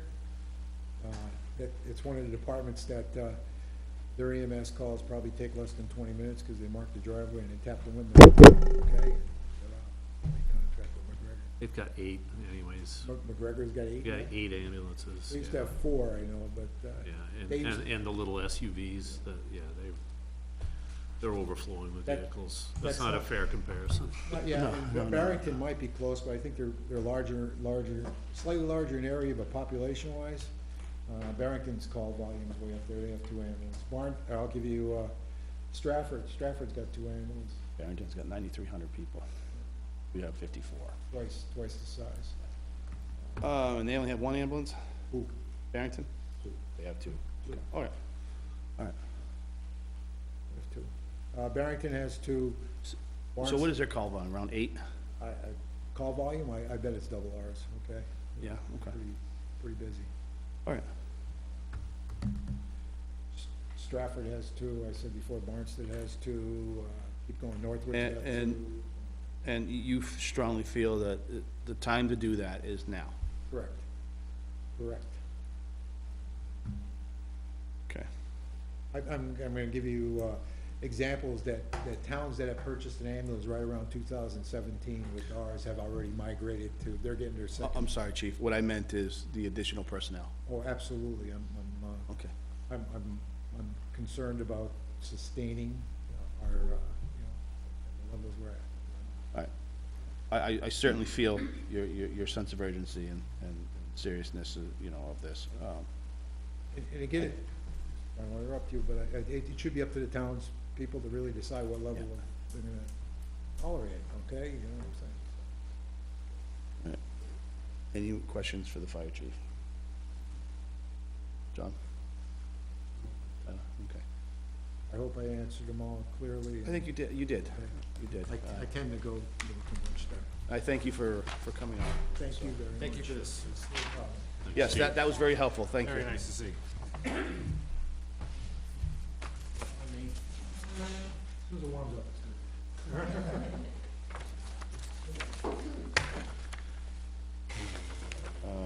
good. Any more discussion on the budget? You want to go default No, I mean, or debt reduction? we haven't had a discussion about Yeah. this. We listened to the chief and we heard what he had to say, but we haven't made a decision or any Right. recommendations. So you want to, I don't think now's the right time. I don't think now is the right time to add the staff. It's a large expense, and what we're looking at is 1/3 of the year. It's gonna be significantly higher next year. I don't support.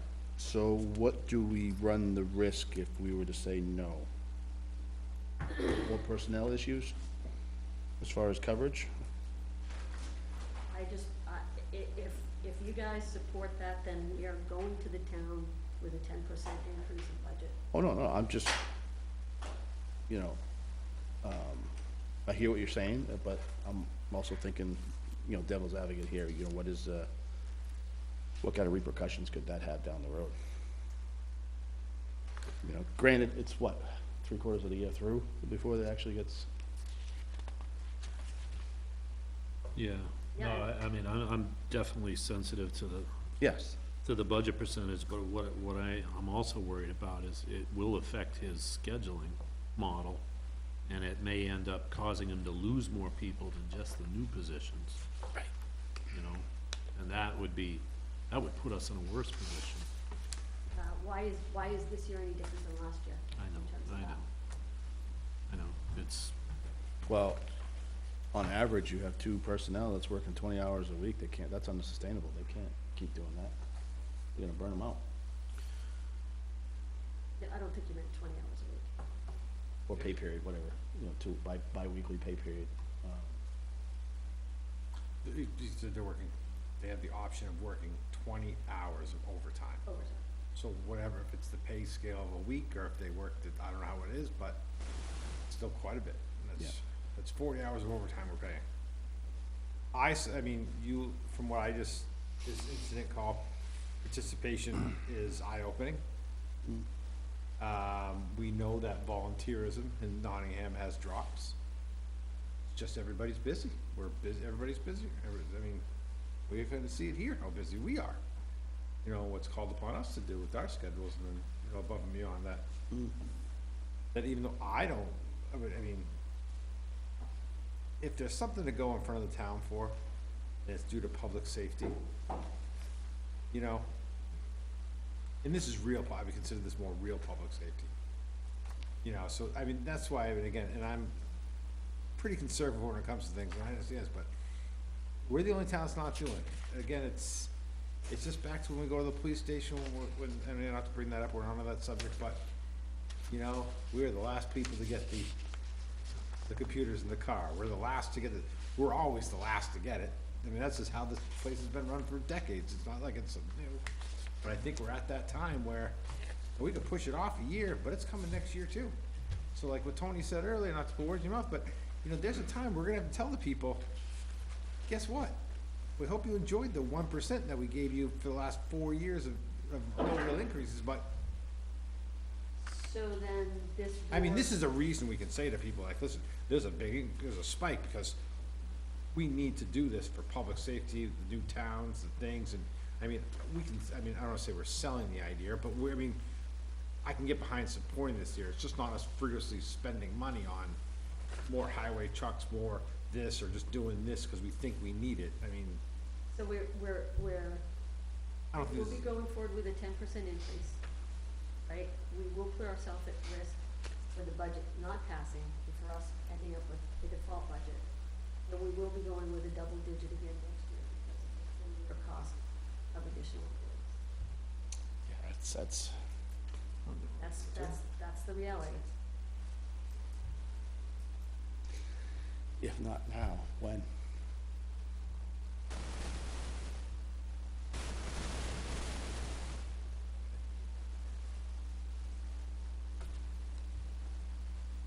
I know you said when you start looking at things and taking off $600, $1,000 a year, but we start cutting everything, I mean, all these little line items, every bit we can cut off is gonna make a difference. Corey just said 7 to this, maybe we take another 7 off the fact of the road grading, that we got 37,000 going there, we only spent 20 or whatever, not even 17, of course, so maybe we bring that down $12,000, now we're at 19. I mean, find a way to bring it down in other cases. Cut, and again, every cut for $1,000 is $1,000 we cut. Where it is and where it comes, it all adds up in the big end. And if we only can cut 30 grand, at least we cut 30 grand. That's still a number, at least we're, showing some, you know, is Do you it guys a have a big thing? sense for what, do you guys you don't care what percentage we put forward? You feel that you can defend any percentage that we put forward? So, I hear what you're saying, John. yeah, and so I'm just asking from that, is there a number that you're comfortable with going forward? 10% is not it. 10%'s not it, so Yeah. what is it? So, that's one way to look at it. The other way to look at it, and, we can maybe do this as an exercise, is everybody at this table commits to going through this budget between now and next Monday and come back with recommended cuts from other line items, and let's see where that gets us. We're at the point where we have to stop. Yeah, time is We getting need to short. Start Yeah. making decisions. Again, if we could get to 8, I think that'd be great, knowing the fact that we can tell the people now that we're gonna have full-time fire department. You know, the fact that we need the extra employee to work for the dump, because we need for the rec, and it's gonna support both. Because again, the girls are shorthanded there, they can use somebody to help, we can always use somebody else to help with the, Personnel are expensive. there absolutely is, and again, we're running a business here for the town. Okay. And we have to have people to help run this business. Okay, so, And that's the way I look at it, but So are you willing to go for this budget between now and the next Monday and find other specific line items that can be cut to help us out? If it wasn't 8:20, I'd say you can do it all tonight till 10 o'clock That's with it why if I'm you want saying to. next week. Sure. Of course I am. Right, Do we have access to the electronic version of this? I have this. You have it? Yeah, Can you send it out to us? It'd be, I mean, for me, it would be easier to, yeah, Do it but there's electronic. gonna I be, can just mark it on my piece of yeah, there's gonna be one single source of truth. well, right. Yeah. But I mean, for my own what-if analysis, I can Okay, but I'm gonna do be, some I'm better. gonna be the keeper of it. Yeah, Chris and I went through it. Yep. Yeah. I think it would help too, though, if we could find out, you know, what some of these funds would pay for, even like roads, bridges, so we can have that all in front of us too, say, you know, this is what we can actually, instead of, again, I know we've been talking about like grants and all kinds of different stuff, I don't know if we've ever got a grant or not, but I don't know if it ever went through either, the process. How are we gonna do that between now and January 1? Well, I mean, I just like knowing if we have some, projects out there that are in the, you know, future of being done, if that money's here, let's do them now. I mean, that would help instead of, I don't know, I mean, just through the whole pandemic, we just, you know, we were very fortunate, our employees at all, they weren't really hurt. They were paid, you know, for, just as a lot of other places just laid off massive people, and it's, I don't know, all of a sudden it just seems like, and I understand that everybody wants something, but, you know, is it a wish list, or is it, you know, I mean, again, I'd be all for having guys at the firehouse 24 hours, because I think it would be better. But again, will they stay? We've been here with the police, we've been here with we train them, next thing you know, they come in, and guess what, a wrench gets thrown at them, get them leave, which I don't blame them, but I don't know, we have a lot of work to do, I know that. We have a lot of work to do, but we don't have a lot of time. No, Right. but Yeah. I never thought we'd find ourselves in this predicament where the school actually has an increase far less than the town. Which is the first time in recent memory that I can even think of. So what does that say? Yeah, but I mean, well, they're, you know, they are hedging their bets on the addition, so. That's no guarantees either, yeah.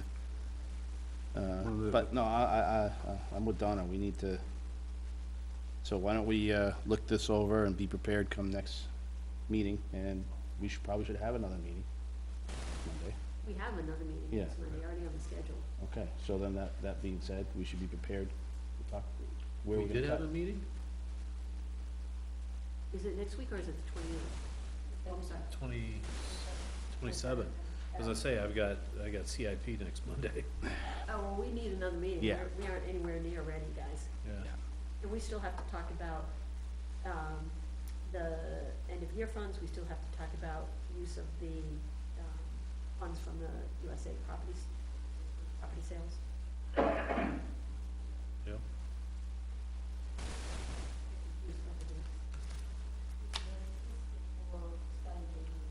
What's that? There are no posted. It's when 27th. Okay.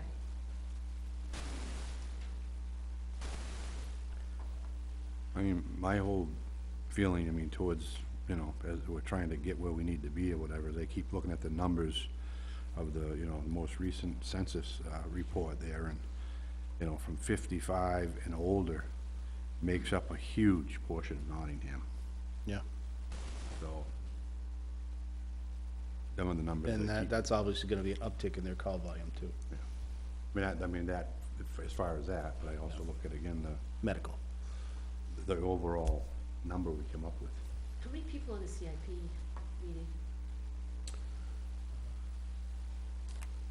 He's 5. So it's a Maybe difficult thing 6. to do. Yeah.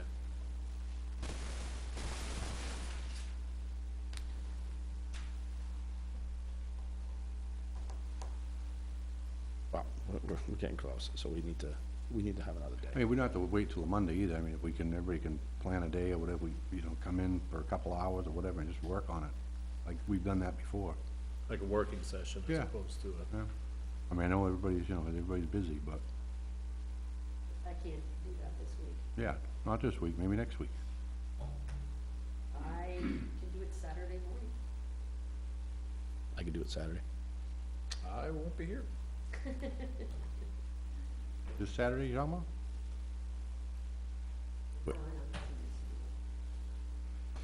Hey. You know, I'm sorry that I can't make it, there's plans I can't get out of, but, you know, I mean, I trust you guys, we're all here to work together for the better cause. No, I know, I don't think that's fair, cause you are a proponent of us finding lots of other cuts in other lines, which I've been through it and I can't find any. So if you think there's places to do that, then you need to be a part of the discussion. I could email you too.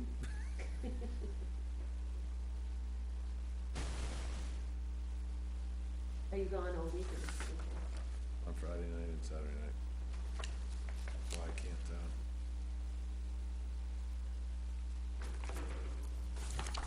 How many can be here for Saturday? Dig it. How many can be here for Saturday? I think I can.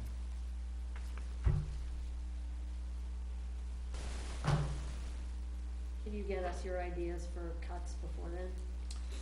I will go through and I will make all my notes on here and I'll scan it to every single one, just like I do. Morning or afternoon?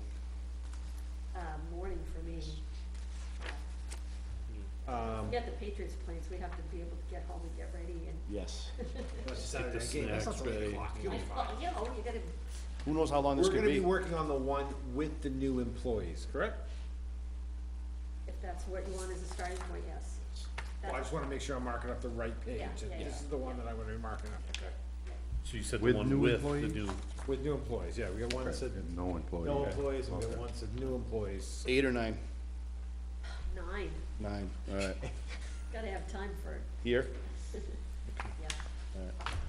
9 o'clock on Saturday. Need to make sure Kelly is aware of that. Yep. Will that be just a budget, or will that be about what we're spending, or how, are we gonna talk about the? Well, I mean, we've got multiple issues. We've got the operating budget, we've got the end-of-year surplus, and then we've got the monies from the sale property. So those are 3 budget, am I missing something? No. We've got, ARPA maybe? we've got way more than we can deal with in the 27th. Yeah, if we could pick away at some of them before then, that'd be good. Feel like you're missing something too. I do, I feel like. Debt reduction, but that's on the agenda for tonight. Well, I was including that as the part of the use of the funds from property sales. We could knock that out tonight. I think that's, We have another big issue that we gotta deal with tonight. I know. But I think this is low hanging fruit, if you look at these numbers. I would rather wait on that personally, but What are you, what are you saying, Tony?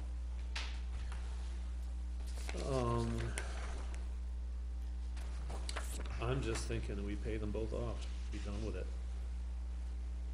We'll save on the payments over the next 6 years, we'll save a pretty good chunk of money in interest, and they're both out of our hair forever. I agree with you in principle.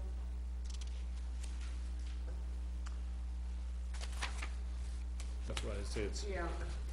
I mean, it's an easy decision for me, I'm all about eliminating Yeah. debt. I mean, this close to payoff, different, doesn't no it? penalties, Yeah, I agree with you, Tony.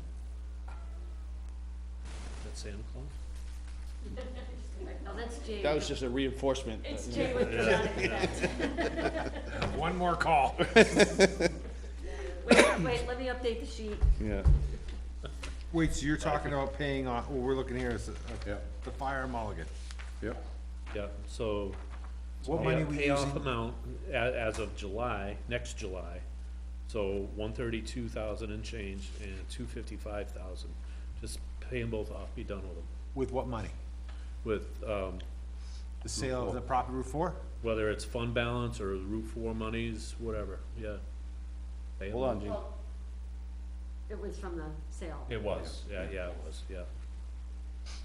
Hey, public comment on that? We'll get to it. Thank you.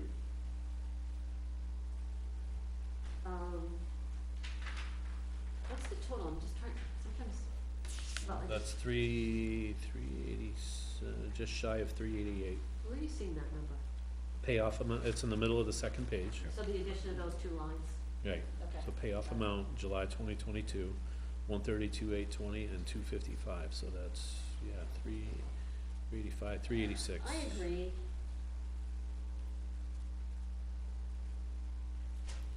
That saves us almost, That's money we're not shelling out next year, that goes towards something else. Almost look at the, $70,000, look at right? the payments saved over the next 5-year span, right? So 168 and 291, which is what, about 460,000 in payments saved, with a combined interest saving of, 35 and 36, 71,000 in interest saved. And the average, Right there.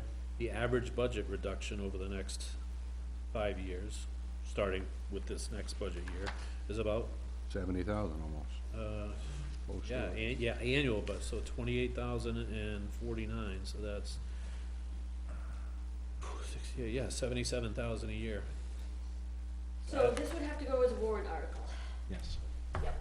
So is the consensus here that we're willing to put that warrant article forward? I would support it. I think these numbers would make the case for us. John?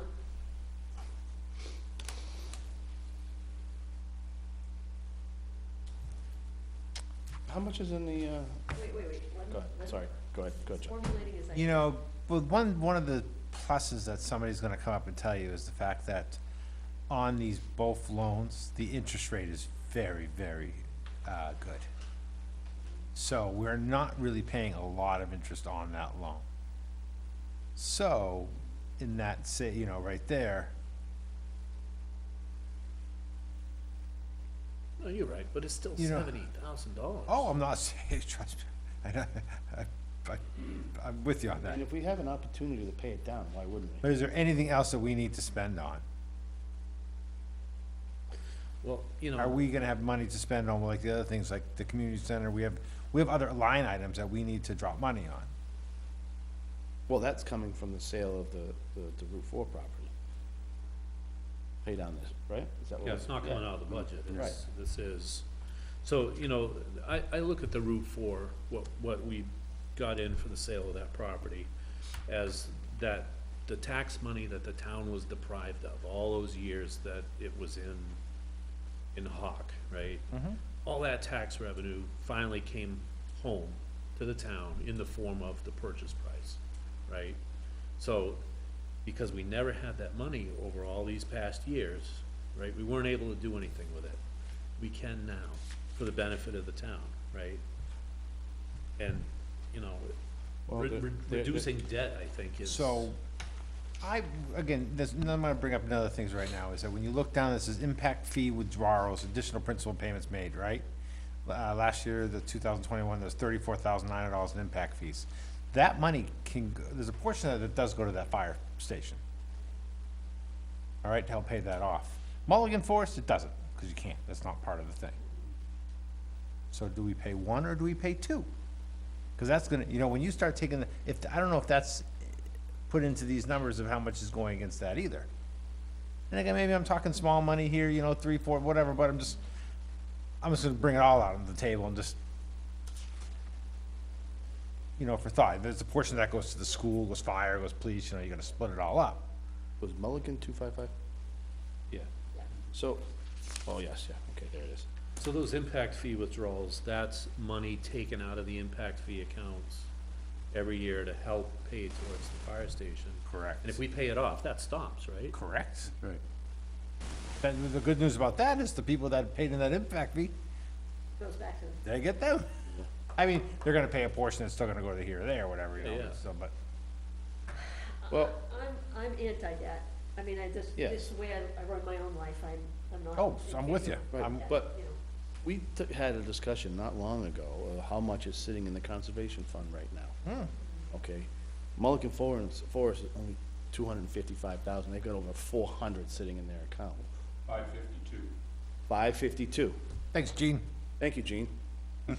That's, Oh. so if we were in an agreement, Well, can we divvy up 150 out of there and 100 from this and go oh, like I this? say, the conservation thing should pay off the rest of the Mulligan, that frees up money from the Route 4 property for something else. Hold on, Jim. Hey. Donna?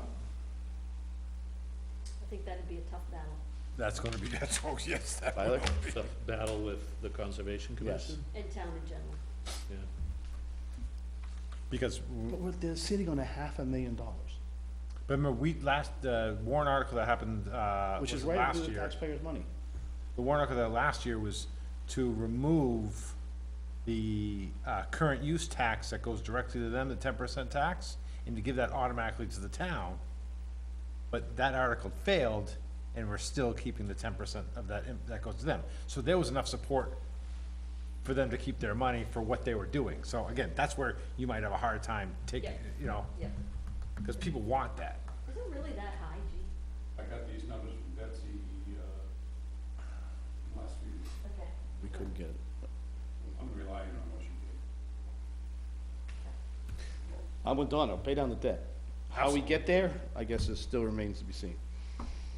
Well, we gotta figure it out, because Yeah. Well, If we don't do it in the next quick- 2 weeks, quick- it's not gonna. Quick battle, use the Route 4 property money to pay down both. My vote. So Yeah. that means we put forward a warrant article Yes. for that. And To then, do- I mean, and townspeople get to decide, right? Right. Tyler? I agree. All right, Tony, good job, you were right. Low hanging fruit. Low hanging fruit. Yeah. Don't forget to post the Saturday morning meeting. Yeah. Yeah, that was, Yeah, yeah. it's gonna be a workshop, Mary? Right, yeah, but it still has to be posted. Right. That's why he said to let Kelly know so she can post it on the Okay, I website. didn't get that. Yeah. Is that be open to the public? Yeah, if we're all gonna be here, it's, officially it's a meeting. Even though it's, we're calling it a workshop, but yeah, if there's more than three or more of us in a room, it's open to the All public. right, so I think the rest could probably wait till Saturday. Let's get on to the more Yeah, I agree. important, not that the budget isn't important, but we have a policy we'd like to discuss. oh, yeah. Everybody? I need a 1 minute break. Yeah.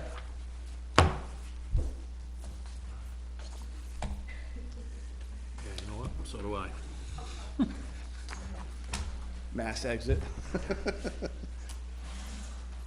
something you said? Apparently so. Have you read this?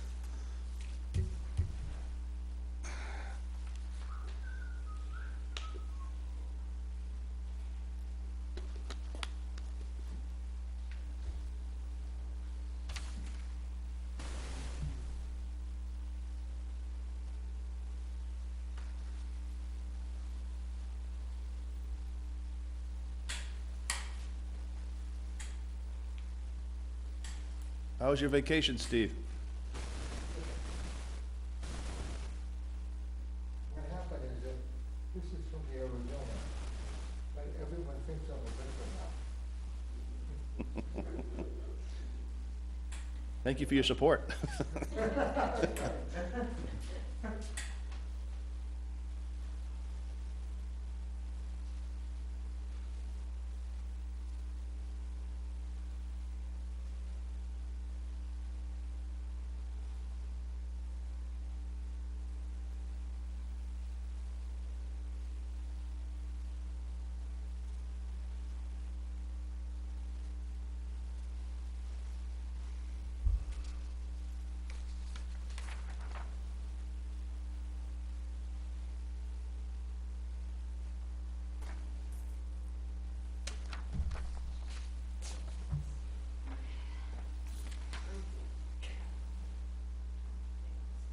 That wasn't me. I didn't say you. Had to be Steve.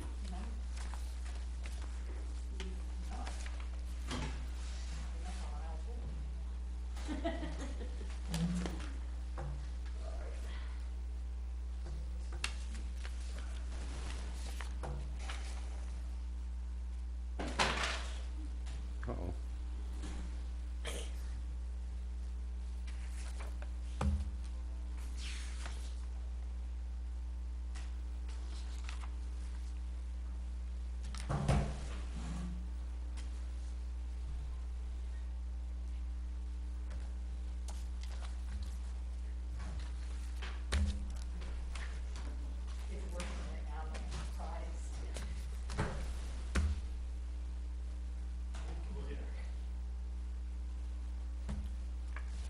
We can save some money on gravel for just from what Steve brought in on his boots.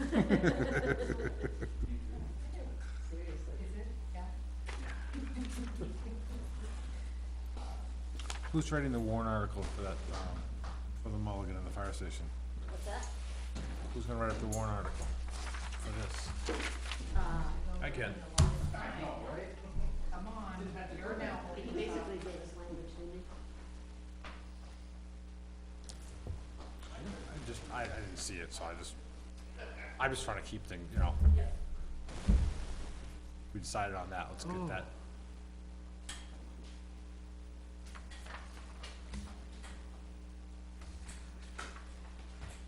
Is the meeting on Saturday going to be televised, No, it's a workshop. so that we want to be able to take minutes? Yeah. Not John. John's not gonna be here.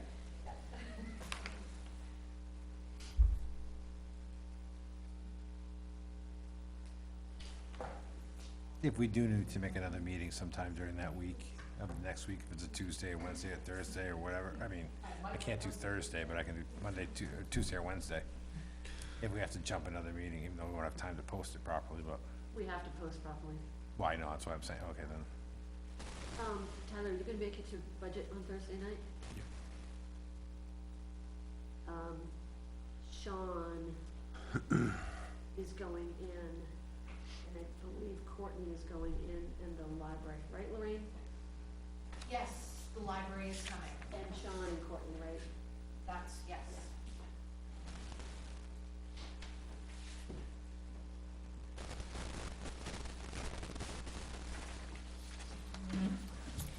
All right, has everybody had an opportunity to review this? Any questions, comments, concerns? Open discussion.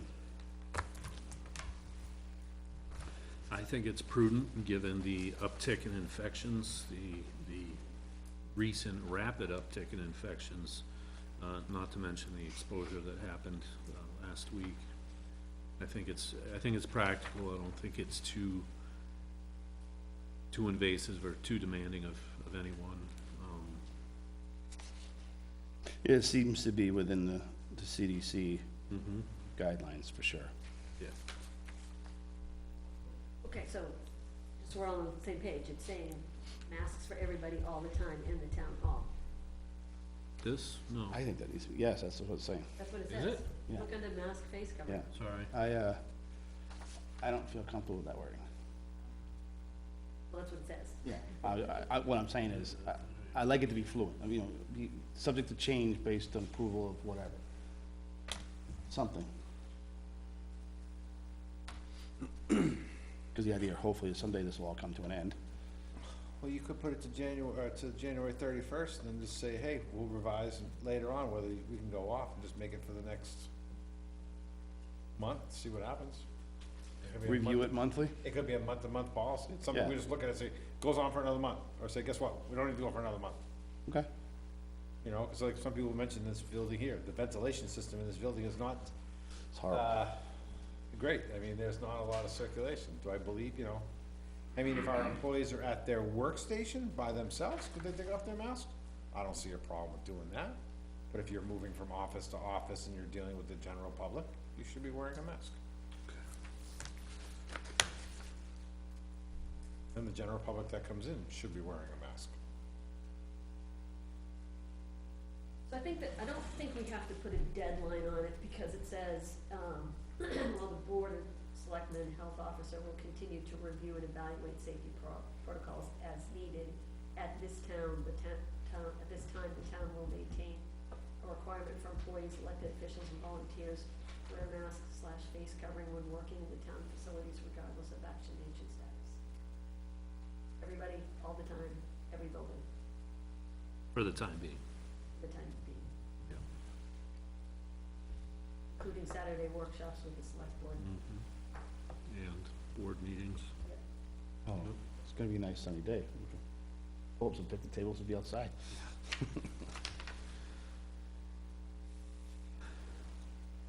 So this goes beyond the measures that we posted this morning.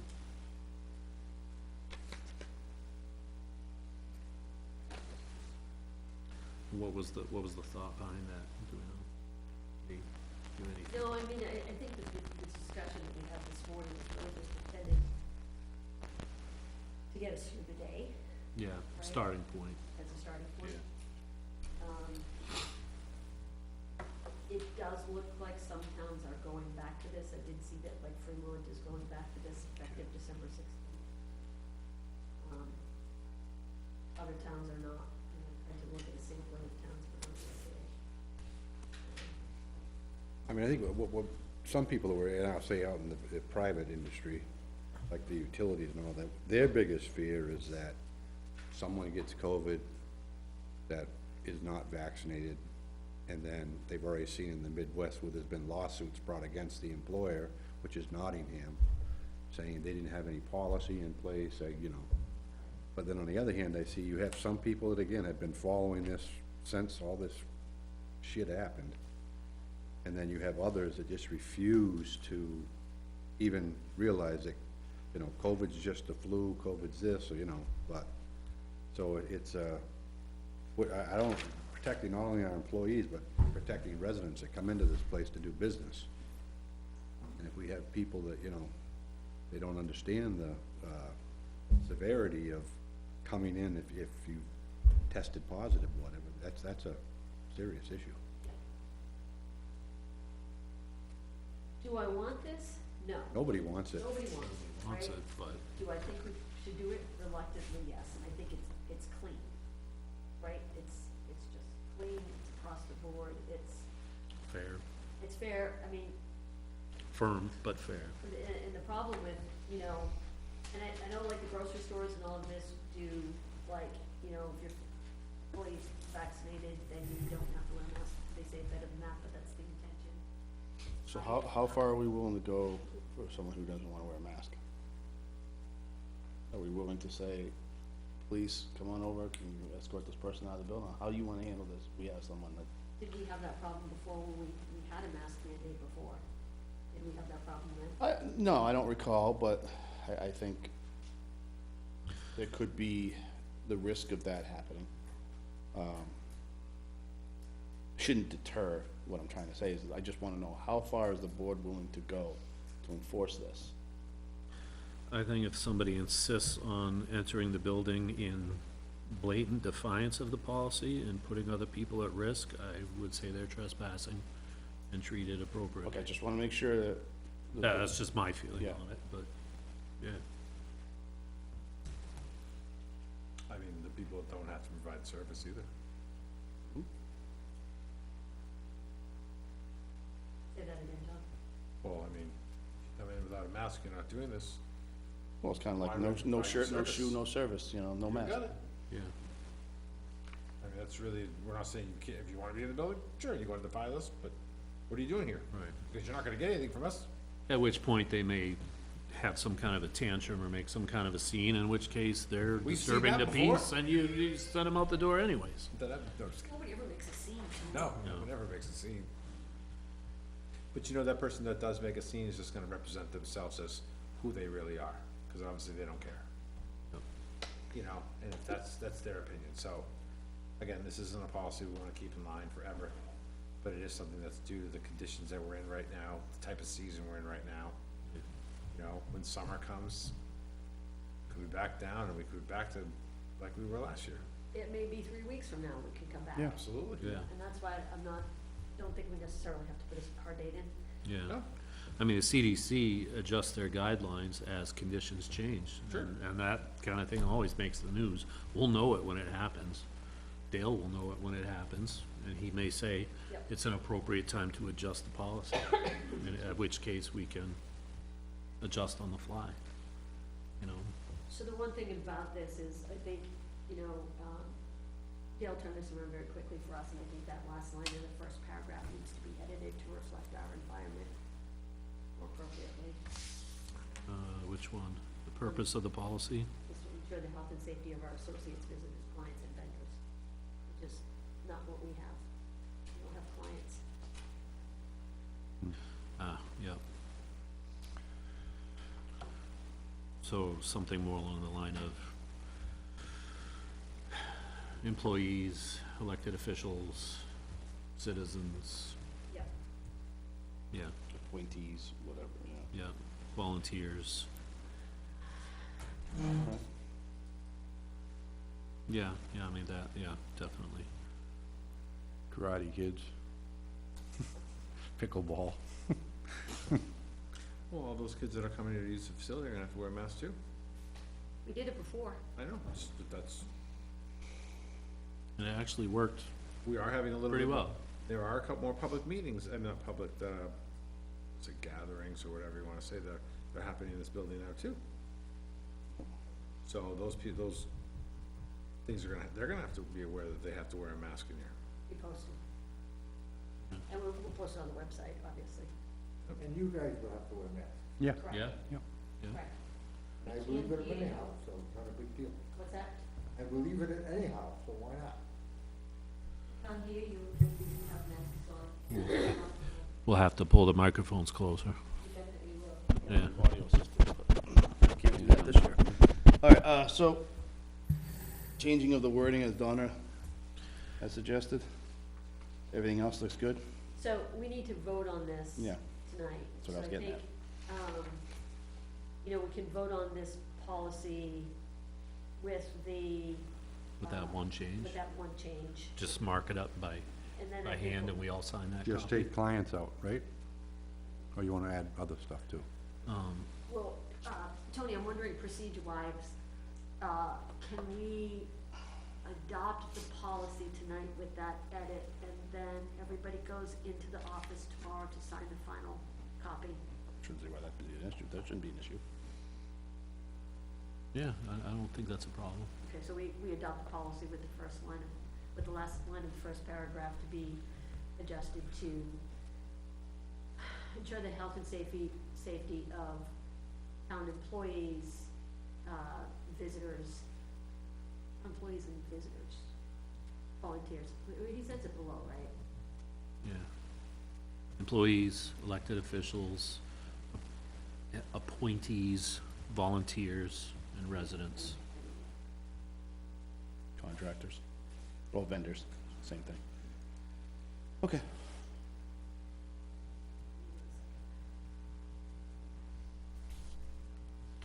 Writing it down. I'm trying to, it's a weird document to read through. All right, so.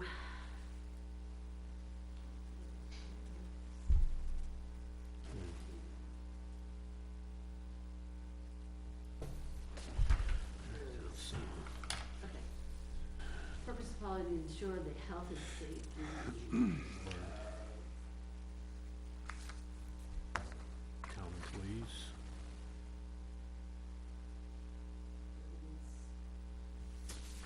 Elected officials. The order doesn't matter. Volunteers and other, what's the other? Appointees, Well, yeah, but I'm looking for the catch-all, um, and other, All business related or something. yeah, other visitors to town facilities or something like that. vendors and contractors, general public. Although I'm not in favor of the word everyone of all of that. Are you talking about the karate groups and stuff like that? Because Talking about everyone. Yeah. everyone can have, how Are you you- want that in karate groups and stuff. Oh, okay, I got it. Are you gonna extend it to the, not only this building, but the recycling center? Okay, so the purpose of this policy is to ensure the health and safety of town employees, residents, elected officials, volunteers, and all others who enter town facilities. So that would include the recycling center, all town buildings, Steve, Good. Buildings only. buildings, yeah. Who enter town building facilities.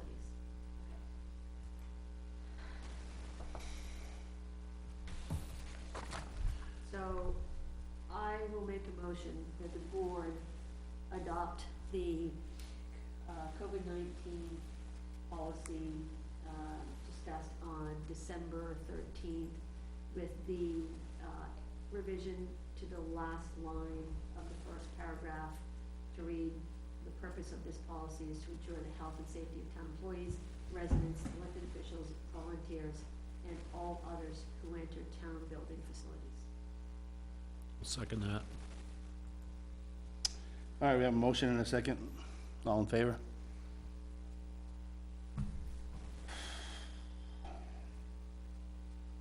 All opposed? No, I don't oppose, I'll support it.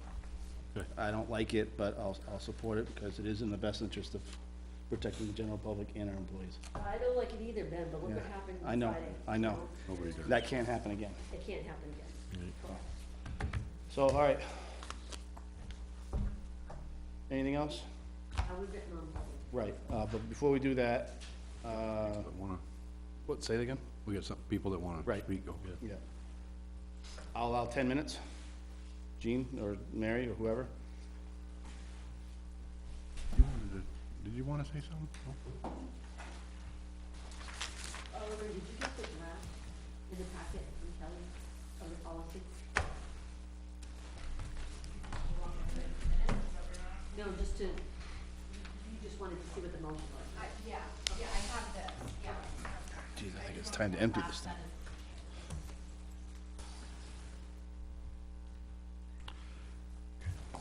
Eugene Reed, 345 Stage Road. I had on my agenda, but you covered it partially, about the payment of debt. And I don't, help me understand why you can't outright pay from the conservation fund for conservation land project. Does it have to go before, does the, first, let me phrase it this way, does the Conservation Commission have to participate in that? Yeah, the RSA, 36A:5 says the Conservation Commission has to, approve that. So, we might wanna do it, but we need their support for that. I think it's the other way around. Because they come to us to ask if they can spend money. Right. They do, well, it says, let's put it this way. I mean, I think we'd have to do it in conjunction with them, but it says, the treasurer can only pay out the conservation funds when there is a vote of the majority of the Conservation Commission to do so. And then, So this, they vote that they wanna spend money on X, Y, Z, right? Yeah. Then they have to come to us for approval, for release of the money from the fund. That's how it works. so, yeah, so it doesn't start with us, it starts with them, and they come to us. Correct. Is it worth asking them if they'd support that? Because my thought is that if they paid off the mulligan, then you got 845,000 from the land Right. sale. Like Ben said, more money from the land sale to go to other town needs. And if we run into a situation, which we probably will with inflation and so forth next year, you'd have some of that money to mitigate the tax rate. If you use the 500 and something to do that. So I would suggest that you at least approach the Conservation Commission to see if they'd go along with that as an overall benefit of the town. So, at one of our last meetings with the committee, they've told us one of the reasons why they'd like to keep this money in there, as we talked to them about spending this money, is that for many years, just because of the amount of houses and sales and land that's been transferred over, is the only reason this number has gotten to the level it is. Normally, over the past 30 years, or wherever I've been around, they never carried a balance this high. But it's only because the fact of in these recent years, the amount of land that has come out of current use, that has elevated, pushed this number to the level it is, but they've never kept this balance. So. But it's there now. Gee, trust me. So, I'm not arguing against what you're saying, but Yeah. I'm just saying that. Oh, I realize that, I So followed this is it. the reason why they don't wanna spend, because now they got the money, so that when a future, in 4 years from now, if something comes up where they need it, they have it. So, I think they're gonna wanna spend it on what they wanna spend it on.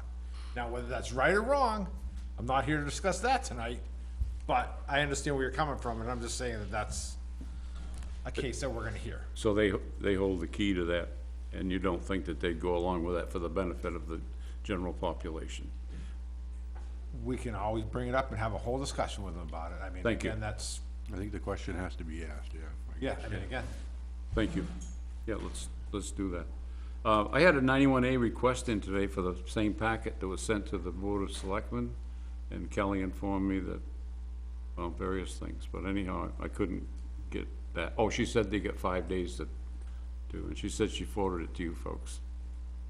I don't know why I couldn't get it.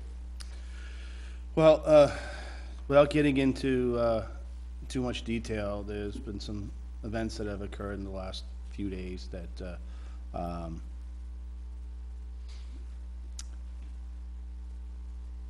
am I gonna word this? That perhaps didn't allow us to present that in a timely fashion. If there's personnel problems or one of the other exemptions to 91A, I understand completely, and it should be redacted, but not a whole package held up for bits of it that shouldn't be released to the general public. But most of the stuff, I wanted to follow along with the budget. I wanted to follow along, and I've been denied that tonight. So can I have it tomorrow? We will talk with the personnel, and we'll see what we can get for you. The budget's been discussed at the budget committee. Yeah. It's been shared with the budget committee. We got a copy, I can give him a copy. Okay, fair enough. well, But the whole premise is that the board, rightfully so, gets pre-advised on what's going on during the meeting. I think the public should have that same, with exceptions, should have the same treatment. And that's my point. Besides that, it's the law. Once it's a governmental document, with exceptions, and I realize that, public safety, personnel, that's fine. I'm willing to abide by the law, and I hope the board is too. So when you say you'll talk to people, why can't the board just tell me you can have it? You got it now. I've only had part of it. You had other notes, you had this policy. I should have known about that ahead of time. that policy just came up, and we didn't have it, that, I got it at 3:30 today, Gene, sorry. That wasn't a lot of time for, No, that wasn't, I agree. so, I mean. But there were other things in that package that are important for everybody. And you shake your head, yes, but I'm getting no commitment. But a lot of it too is in a draft state. It's not like a final document. It's not in a final state that we would feel comfortable giving it to the public, like be it on the town website or anything like that. It's stuff that we have to discuss and decide on. So it's, But it's a communication, and communication is the subject of right to know. Right, and the information that the fire department gave us had personal information about employees of the fire department, which can't be. So I'm just explaining what we have in our I packet. agree. So I want you to know that when you see the stuff we got here, the reason why you don't see it is because it has personal about employees. But and the whatnot. statistics, the data should be available. The number of calls, Gene Reed didn't go on the call, that's, I don't need that. So Gene, it sounds like what you're asking for is a change to the process and how the board handles things. We have never historically just handed that tonight. materials available before a meeting. Right. We always put copies to meetings, or we should always bring Well, that was copies one of my to Chris used to send out a packet, so, meetings. Only to the board. yeah, but that, there you go. Okay, so I'm just trying to get at the essence of your ask.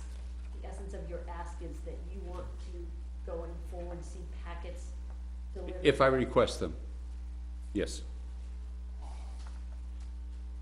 Without anything that fits the general exemptions, which there are in 91A. I think there's 4 or 5 of them. Public safety, personnel.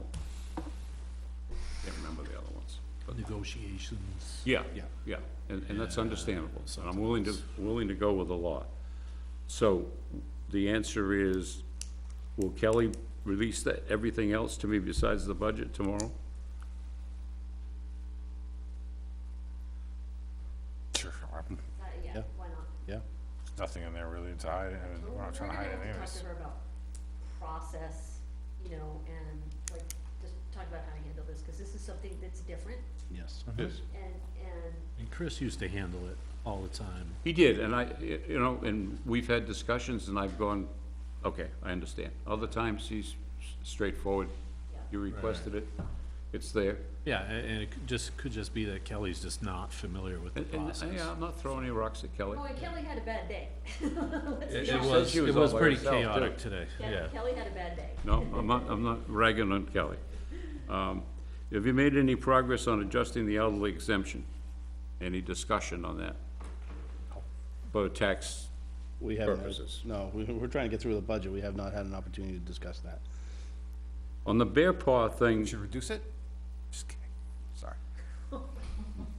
on the bear paw thing, does that mean that they want the town to pay for an acquisition or an easement or for conservation, and then they'll manage it? And the town will have no say in how it's managed? No, it's what, how did they explain it to us? Well, do you still have that, how it's read there, the warrant article I was gonna read? Do you wanna read it to him? I Do don't know if we, it's gonna help him at all, but I can read the warrant article, I mean, yeah, it's basically what's, there's,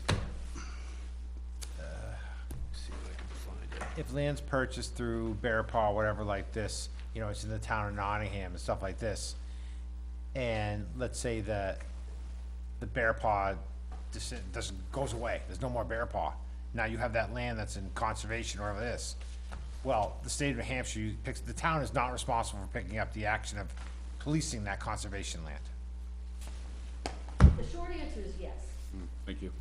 And, Okay. and the short answer is yes, Gene, and that is typically at the request of the people who are putting the land. For some reason, they don't want the town to do it, they have an allegiance for some reason to Bear Paw. Exactly. And Because- so you could check with the board's lawyer and ask about the risk, any potential risk to the town in entering into that type of arrangement. The response is there's no risk. Does that come up with a warrant article or automatic?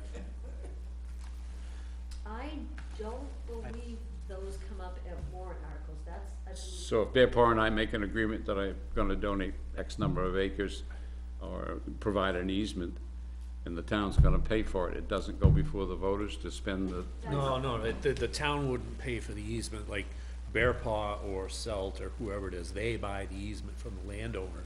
But the town's part of it, is it the Sometimes we pay for like the survey or the title search or whatever?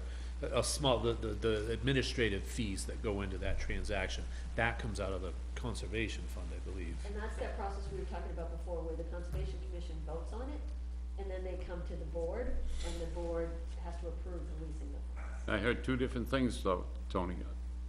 Is that, yes, we do give the money, give it to Bear Paw, and then they go ahead with the purchase because the owner doesn't wanna deal with the town for some reason. They did explain to us that there are some landowners that don't want any town involvement, so. But they want the town money, that's what I'm driving Yeah, at. yeah, and that raised my eyebrows the first time I heard it too, so I know But where that's you're why I coming think we get the final say to approve it or disapprove it, right? correct, we never lose our, Right. our approval status. Yeah. So, any money that comes out of the conservation is still coming in front of this board. Does it go before the voters? No, No. No. Per the law you read, that it's all internal, so to speak, between the Conservation Commission and the treasurer and the Board of Selectmen.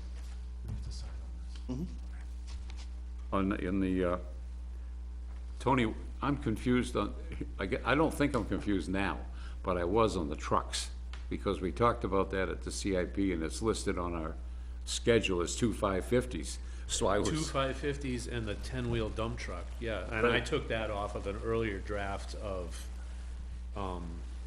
that we got. Or it could have even been a copying error, because remember, I took last year's spreadsheet and I erased it and then updated it with this year's information, so the 10-wheel dump truck thing, Is ordered, and it's gonna come later. that's going away, because that didn't belong on there in the first place. And then the 2 550s is gonna shrink down to the 1 350. 350 that we talked about tonight. Yeah, Is, and I'm gonna get, like I said, I have the homework is of, that must be 4-wheel drive, and Is that what he- single wheels, no dualies on the No, he back? wants a dually.